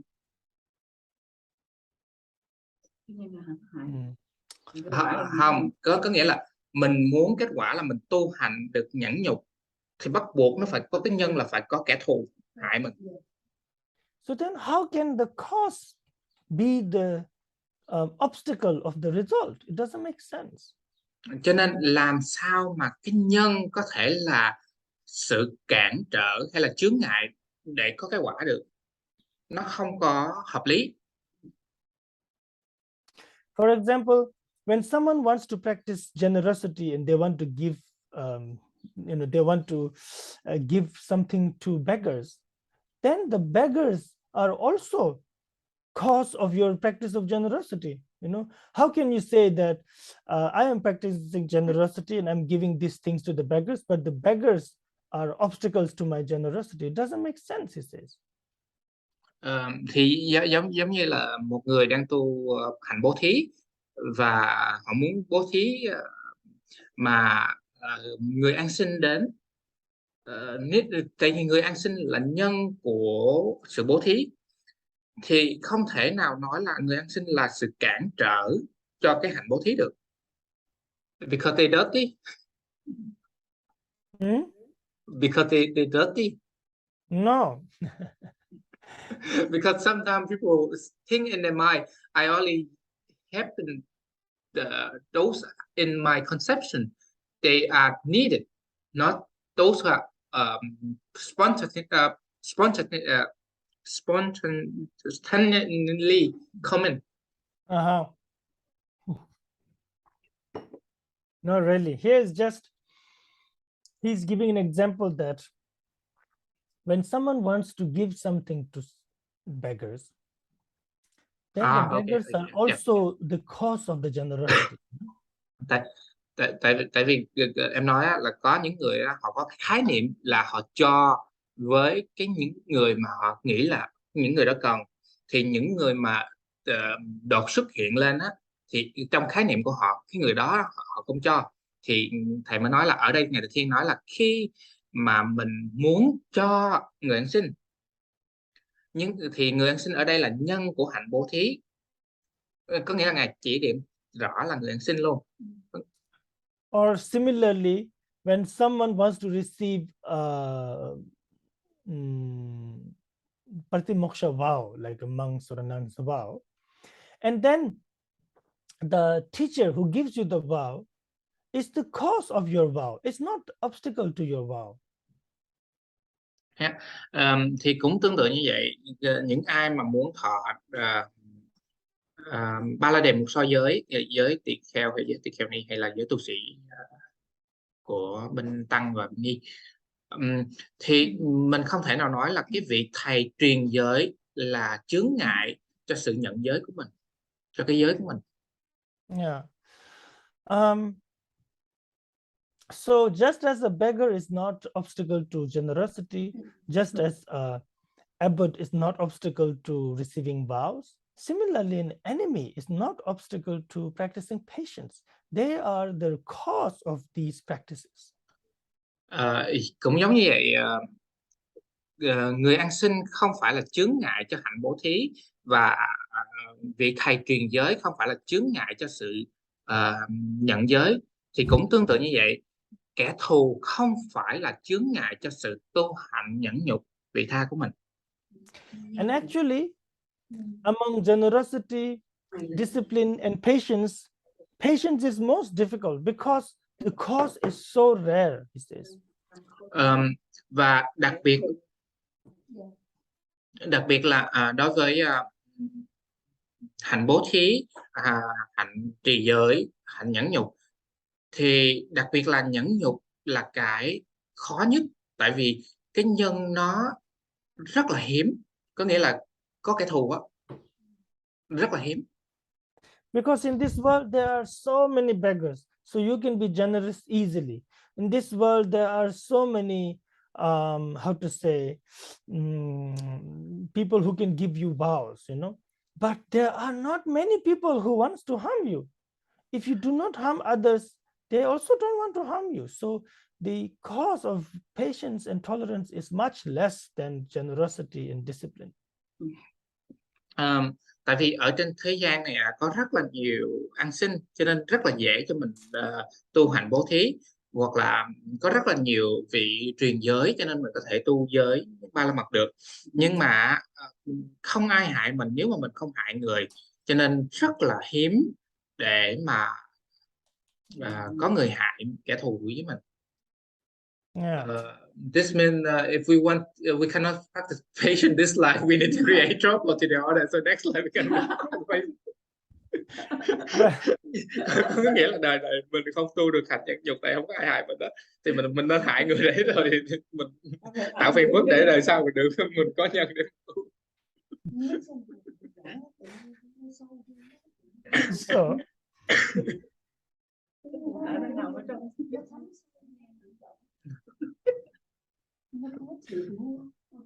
So praise you. did you read the next stanza? I've read two stanzas. Now read I already explained this stanza, right? There are many those who give vows, yeah. No, the next after that. There are many beggars in this world. No, we haven't read it. Yeah, but we already explained that, I think. Yeah.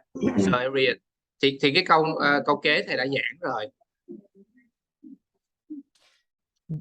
You read it already? No, I haven't read it, so I read it now. Những kẻ đi ăn xin có mặt khắp mọi nơi. Ngược lại, rất khó tìm những kẻ muốn hại người. Đâu có ai hại tôi nếu tôi không hại họ.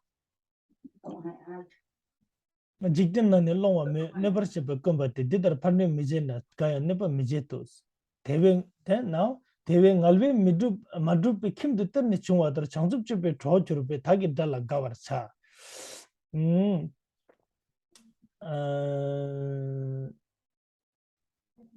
Right, then the next stanza. Câu kế 107. Kẻ thù tự đến tôi như kho báu trong nhà, không nhọc công tìm kiếm. Kẻ thù ấy giúp tôi trên đường đến giác ngộ. Oh, this is nice. Yeah.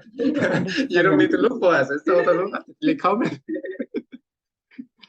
So, since enemies are so rare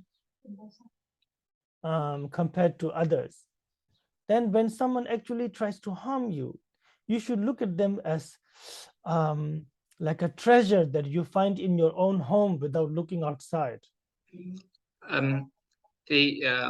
Khi mà kẻ thù của mình á, nó rất là hiếm, thì khi một người đến hại mình á, thì mình phải coi họ giống như là một bảo vật mà mình nó ở đây ngay trong nhà mình vậy đó.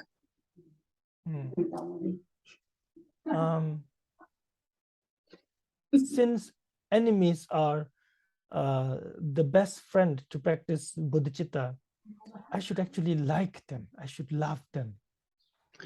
Thì đối với kẻ thù á, họ là giống như là một người bạn thân, bạn tốt để tu tập Bồ Đề Tâm vậy. Cho nên mình phải thích họ và mình phải đối xử tốt với họ. Gidan thagi dubena teje sube deu ni dilla tomar darwede didar teni sube ju kalde sudup samme be dadi choja menchena dubai ni jurumba tambe choja chide chu kalde dadi ne chawe sambe samyo choja menchena membership the pension thagi super jitar troops. Next three stanzas go together.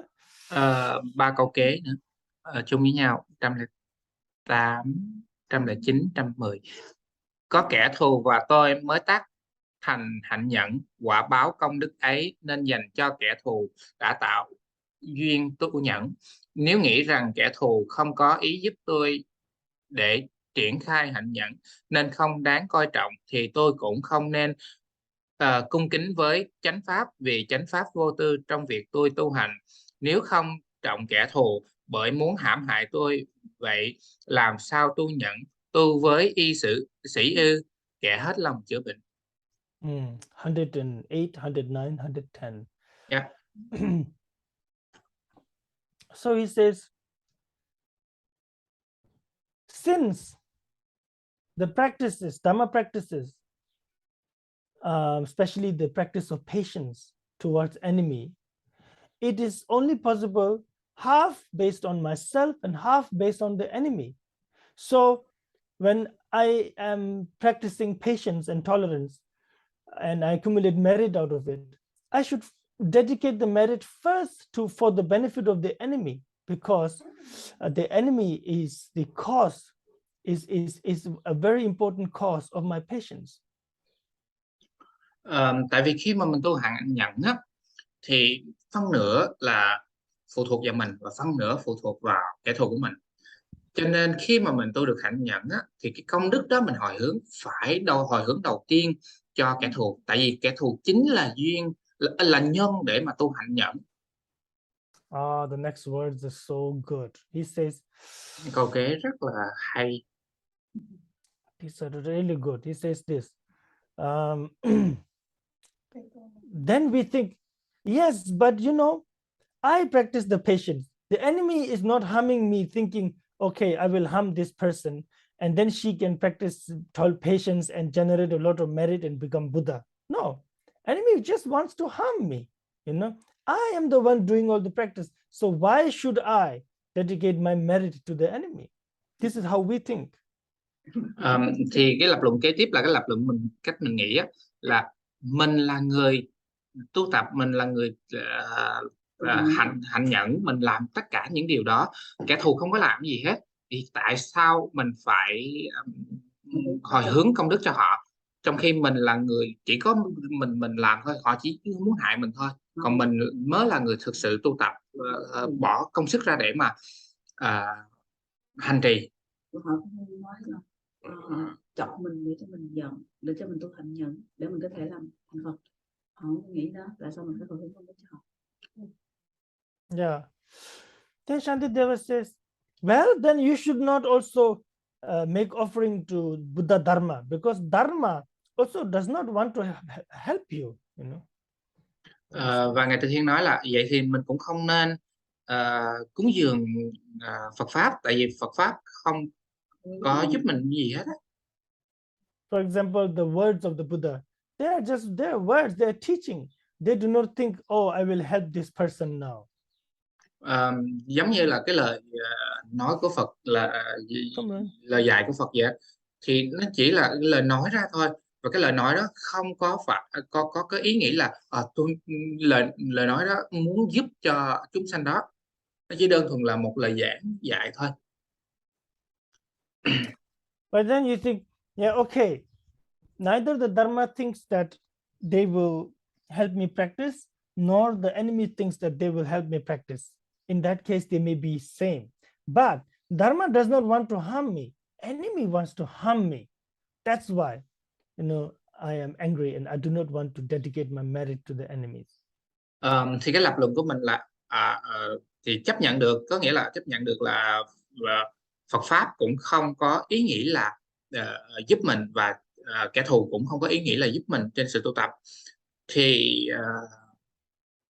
hai cái giống nhau. Nhưng mà Phật Pháp không có cái ý nghĩ là muốn hại mình, nhưng mà kẻ thù thì lại muốn hại mình, cho nên chính vì điều đó mình mới giận họ, cho nên mình không muốn hồi hướng công đức cho họ. So that's why I do not want to dedicate the merit of my practice of patience, you know, to the enemy. Cho nên đó lý do tại sao mình không muốn hồi hướng công đức tu hạnh của sự tu nhẫn nhục đến kẻ thù của mình.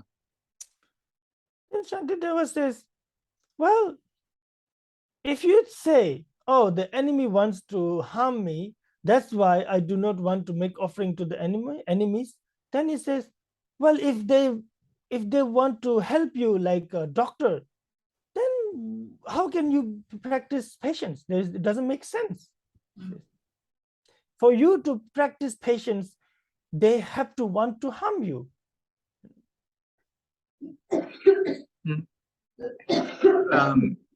Thì kẻ thù á, nếu mà như họ không muốn hại mình rồi mình cúng dường họ giống như là cúng dường Pháp vậy đó, thì làm sao là mình có thể tu tập được? Tại vì không lẽ kẻ thù đối xử với mình giống như giúp mình giống như là một bác sĩ giúp bệnh nhân hay sao? Thì đâu có sự tu tập ở đây.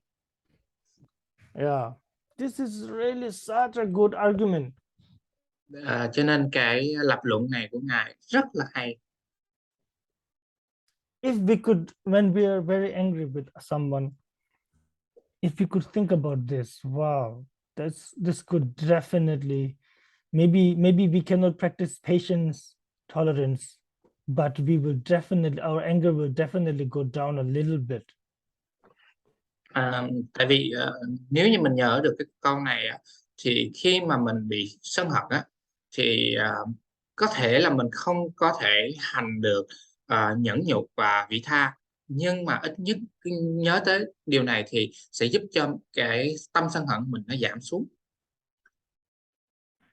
So it's the best to keep enemy beside you. It's the best to keep the enemy beside you. Not now. We are too weak for that. Hỏi thầy là tốt nhất là mình nên để kẻ thù ở kế bên mình hả? Thầy nói là bây giờ không phải, bây giờ chưa phải, tại mình còn yếu quá. Because I think if you keep the enemy beside you, not only you practice patience and tolerance, but you also practice vigilance. Yeah, but we are not able to do this now. Tại vì nếu mà mình để kẻ thù kế bên mình á, thì không những mình tu được vị tha với nhẫn nhục, mà mình còn tu được cẩn trọng nữa, có nghĩa là chánh niệm nữa. Nhưng thầy nói là nhưng mà bây giờ mình yếu quá, mình không làm được đó. Tại vì mình phải cẩn trọng với họ. But there were great masters like Atisha who would have a monk with him to travel all the time, and this monk was so disrespectful to him all the time. Thì có những vị đạo sư họ làm điều đó, giống như ngài Atisha, ngài giữ một vị tỳ kheo mà coi thường ngài, bất kính với ngài, kế bên ngài. So Again, the argument is continuing now. Và tiếp tục lập luận của ngài.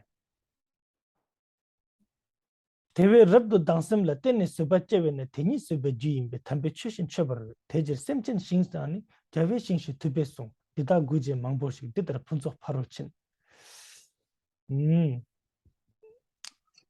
셈친 남다 자왈레 상게 추룹 자왈라 잘라 구제 대신데 셈친 남인 지출 삼베 연든 랑게민 데불레인 대송 셈친 남나 연든 대지 대다 냠바인 okay wait. Next, one stanza, two stanzas together. Yeah. Khi nhận biết ác ý của kẻ thù nghịch ta, hãy phát khởi nhẫn nhục. Họ là nguồn nhẫn nhục, vậy nên cung kính họ như cung kính chánh pháp. Bởi vậy Đức Phật dạy chúng sanh và chư Phật đều là ruộng phước tốt, nhờ cúng dường cả hai nhiều người sẽ giác ngộ.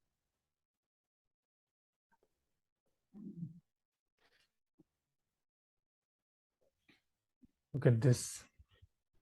The talking unicorn. Find here. Unicorn. Ngựa thần hả? Ngựa đỏ. Ngựa có sừng. Tiếng Việt là gì? Em không có coi, không biết. Ở Việt Nam có coi. All right. Yeah. Now.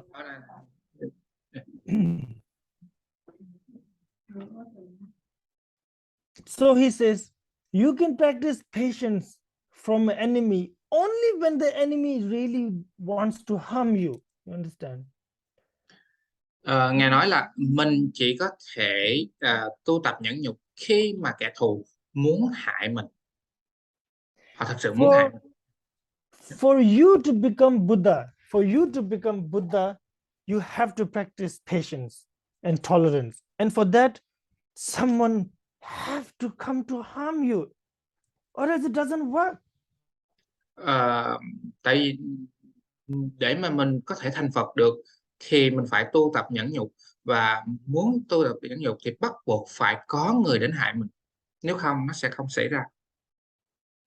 You know, it's not that you are going to become Buddha, but if someone comes to harm you, then you practice patience. No, you have to practice patience, and for that someone has to harm you. So it's not by chance, you know. It's not that you can become Buddha without any enemy. It's okay. No, to become Buddha, you must practice patience, tolerance, and for that,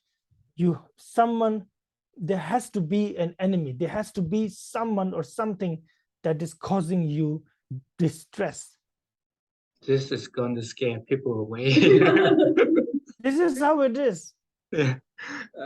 Tại vì mình muốn thành Phật thì bắt buộc mình phải tu nhẫn nhục, và mình phải nhẫn nhục, và muốn nhận được nhẫn nhục thì bắt buộc phải có kẻ thù đến hại mình thì mình mới tu hành nhẫn được. Thì đó là thực tế. Nếu mà mình muốn thành Phật thì bắt buộc là phải vậy. But it's going to be like that, and it doesn't have to be a person. It can be a table. It can be, I don't know, an entire country. It can be season. You don't know. Something is going to harm you, and this is just how samsara is. Và nó không nhất thiết phải là một con người đến hại mình, mà nó có thể những hiện tượng giống như là cái bàn, hay là thời tiết, hay là nguyên cả đất nước. Thì những cái gì nó đến nó làm tổn thương mình, nó làm hại mình thì mình mới tu nhẫn được. Thì đó là cái sự thực tế của sanh tử luân hồi, đó là vậy.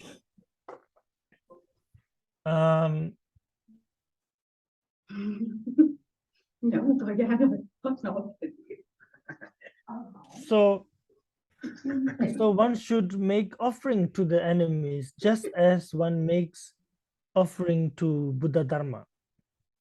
Thì mình nên cúng dường với kẻ thù giống như là mình cúng dường đối với Phật.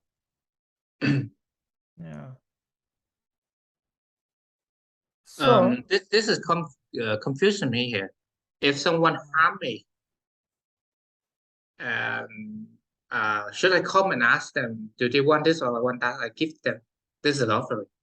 Do we have to do this? No, they will come. Don't worry. It's samsara. Tại vì nếu ai hại mình đó thì mình có nên tới, tại cái câu cúng dường kẻ thù mà mình có nên tới hỏi họ cần cái gì thì mình cho họ đó. Tại nó không cần, họ sẽ tự đến thôi. And by this point, if you have reached this stage, you're very brave. Don't worry. What do you mean? If Really? you are at a point where you can tolerate your enemies, your practice is very strong already. My practice is very weak, but I think my enemy it make me feel funny. That's something else. And Tại vì thầy maybe, nói á, yeah. actually first, tại thầy nói á, nếu mà ở cái thời điểm mà mình có thể vị tha với lại kẻ thù của mình có thể cúng dường họ, có thể giúp họ, thì cái sự tu tập của mình rất là vững vàng và chắc chắn rồi. Nhưng mà em nói là cái sự tu tập em rất yếu, nhưng mà em cảm thấy buồn cười với kẻ thù của em. Also, Nói cái đó là một vấn đề like, khác. also most of us, we do not really have a real enemy, you know. Tại vì thầy nói là thường thường mình không thật sự có kẻ thù, những người đó không phải là thật sự kẻ thù của mình. Just some people gossiping, some, you know, here and there, but they're not dedicated to destroying our life. Tại vì có những người họ chỉ nhiều chuyện rồi họ nói đây nói kia thôi, nhưng mà những người đó không phải là thực sự không phải là kẻ thù của mình. Kẻ thù của mình là phải những người toàn tâm toàn ý muốn hủy hoại cuộc đời mình, muốn hại mình, thì đó mới là kẻ thù. Anyway, This is scary. So, yeah. No, it's not. Of course, it is scary because this is samsara. Thầy nói nên nghe đây hơi sợ á. Thầy nói nó cũng có sợ gì, tại vì đó là thực tế của sinh tử luân hồi. You will not meet enemy because you're practicing bodhicitta. You know, What do you mean? it's not because you will not meet enemy because you're practicing bodhicitta. You know, it's not because of that. Understand? Because of our negative karma. So No, you are not meeting with enemy. Do not come just because you're practicing bodhicitta. They come because of your karma. Yeah. Tại kẻ thù họ không có nghĩa là mình không thể, mình nghĩ là kẻ thù không đến với mình tại vì mình tu bồ đề tâm, mình có bồ đề tâm, không phải vậy, mà là kẻ thù họ đến với mình, họ không đến với mình tại vì do mình tu tập bồ đề tâm cho nên họ không đến, thì mình nghĩ vậy gì, nhưng mà thật sự nó không phải vậy. Kẻ thù đến với mình bởi do nghiệp bất thiện của mình, họ sẽ đến. This is now what to do when enemy comes. Thì ở đây là dạy cho mình cách đối xử như thế nào khi mà kẻ thù đến với mình.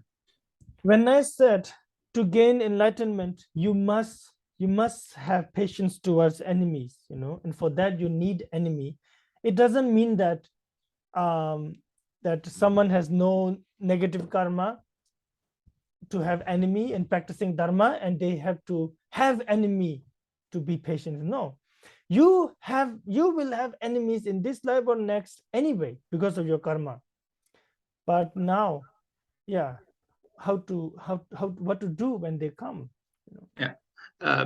Tại vì thầy nói là mình muốn giác ngộ thì bắt buộc mình phải tu hành nhẫn, mà muốn tu hành nhẫn á, thì phải có kẻ thù, mà không phải là mình tìm kiếm kẻ thù, và mình bắt buộc là đời này hay đời sau gì phải tu hành nhẫn và cũng có kẻ thù tới thôi, mà không phải là mình tìm kiếm họ để là họ tới mình, mà do nghiệp bất thiện mình sẽ có thôi. Tại vì trong quá khứ mình đã có nghiệp bất thiện rồi, thì trước sau nó cũng hiện ra kẻ thù với mình.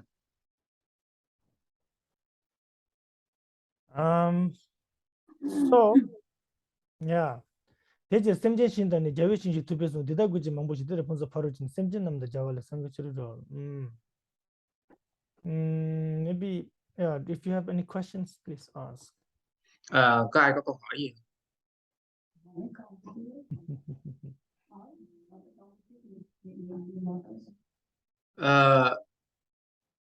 Nghiệp gì tới đây hả?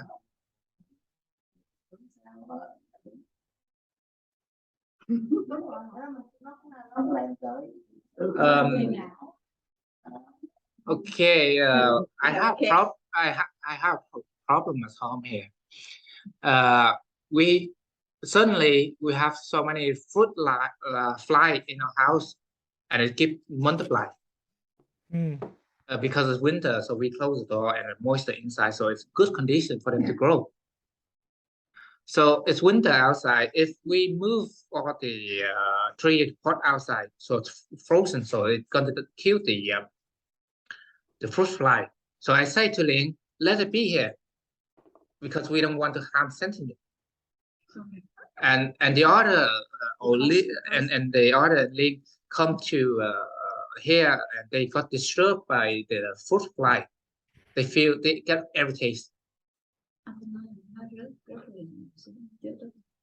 And a lot of fruit fly, the lifetime is short, so they die and they everywhere on the floor. I think better Ling explain it, because the other thing that I'm only talking to protect my size, so I better. No, anh nói là okay, cái consequence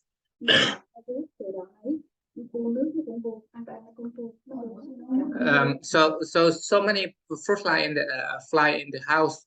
So what to do? Should we let them outside, bring them outside and throw to death, or we let them be whatever, let them be? Fruit flies. Có nói multiply. Nó rớt, nó chết, nó pu đồ ăn. Thì nói là irritate. Because they're not stopping. They keep May and they have so many. How some them? So what to do in that case? I myself, I say, oh, let them be. So we practice patience and compassion with them. And the others say it's irritating. So many of them. I really don't know. Okay. Who can tell? Nga, do we need to practice patience with them? Of course. Đương nhiên. Yeah. Not on the floor. And because it's so many, it's come to so many, it's everywhere. Even we walk, we harm them. Yeah, so maybe you have to find a way out for them, you know. Thầy nói là phải kiếm cách xử lý. The only way now, because of winter, if we let them go outside, so they die. So what happened is, deeply in our mind, we want to kill them for our own comfort. That's the problem. That's the case here. But you just said you're killing them when you're walking around, right? Yeah. So I really don't know. Thầy không biết. It must be very cold outside, but if it is very sunny, there is no insects outside. Tại vì thầy nói là nó rất là lạnh ở ngoài, cho nên nó không, nếu mà nó ấm ở ngoài thì nó có. The others say is their life is outside, not inside. But you have to see here, it's winter. So we are the Bodhisattva, we need to protect sentient life. That's my point of view. And the others say they have to live with their nature, according to nature. But I see here is the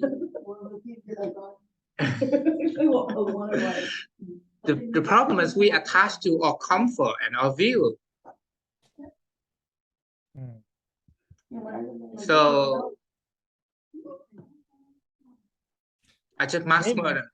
maybe you can find a solution. Hey, take the fruit flies, put them in a bag if you can, and take it to that tropical garden place where you took me. Throw them there.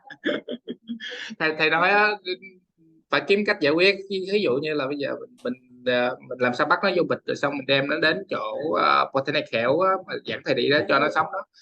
They die faster there because they have the trap to attach them. Huh? In the tropical place, the botanic garden, they have a trap to attach the fruit fly, so No, they I die think they like it because the birds can eat them, no?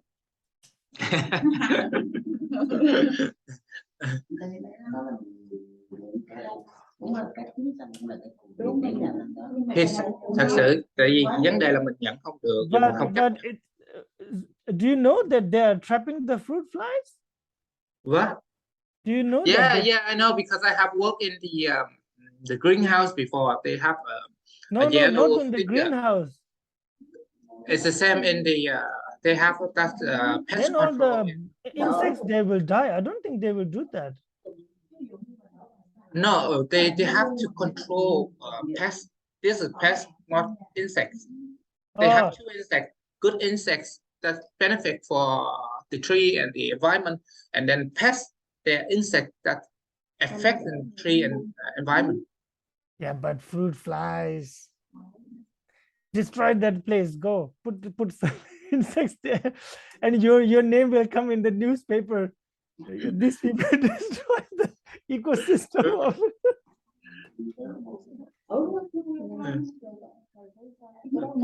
Thầy không giải quyết được, tại thường là cái vấn đề là cái đó nó nằm ở chỗ tâm của mỗi người, thầy không có thể đưa ra một câu trả lời được.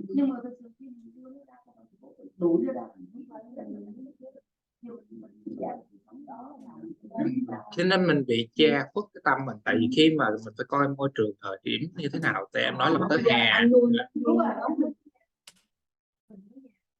This is unresolved problem. How do they survive winter? I don't know.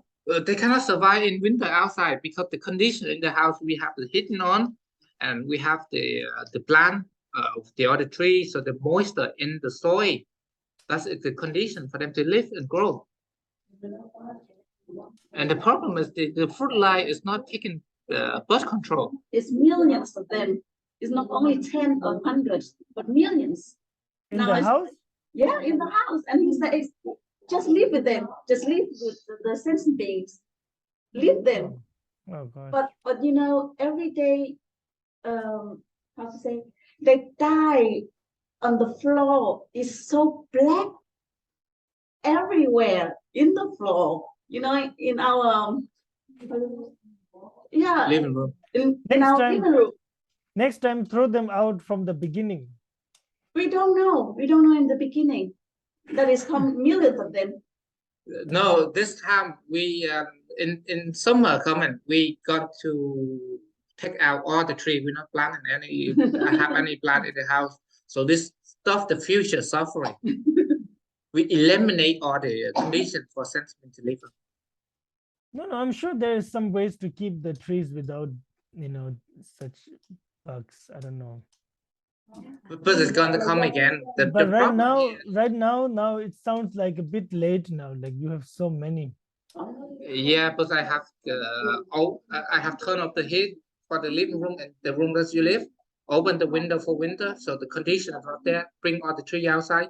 So actually, my motivation deeply behind is I want them to die. Yeah, I create the environment for them to die. So I torturing them, and not only killing, but I'm also torturing them. It's awesome. Ah.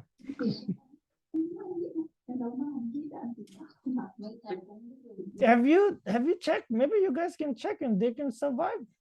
They must survive some way, or else how do they come back in the soil? I don't know, because they some of sentiment they're not from egg, but they automatically appearance. So we don't know. You should do some research. Google. See, not happen. So many information, so we get confused. Yeah. Well, But the thing is, you know, since I don't know how they survive and where can they survive, so difficult to say anything. If it's a fish, we can say, oh, throw it in some pond here and there, you know. yeah. But Thầy nói là rất là khó, tại vì thầy không hiểu được cái cách sống của nó như thế nào. Yeah. Cho nên nếu mà như thí dụ như cá thì thầy nói có thể đem cá thả xuống hồ này hồ kia được. I can only think of that place in the tropical. Thầy chỉ nghĩ tới là protein hell thôi. Bây giờ mình bắt nó đem ra protein hell thôi. Nhưng mà protein hell nó cũng control, nó sẽ giết. Because it's difficult to catch fruit fly. Oh, you could just put an old banana in a plastic We bag. have tried. This fruit fly is because we reside in we practice in Buddhism here, so they're very intelligent. First time I tried it worked, but the next time they know it's a trap, so they never come. I don't know now. Yeah, that's something you guys will have to decide, and I really don't know. Yeah, I think this stuff is happening again in the future, so we stop having trees in the house. Yeah, It's the best. It's a good experience to have. Yeah, nhưng mà nếu mà mình không trồng cây nữa. Maybe you can find a way of how to make sure that they don't give any more eggs. Thầy nói Like là tìm cách nào để mà cho nó đừng có đẻ trứng nữa. Like we have what we have is that we have a lot of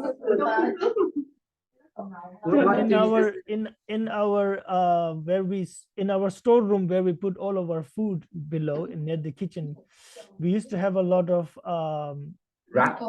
fireflies.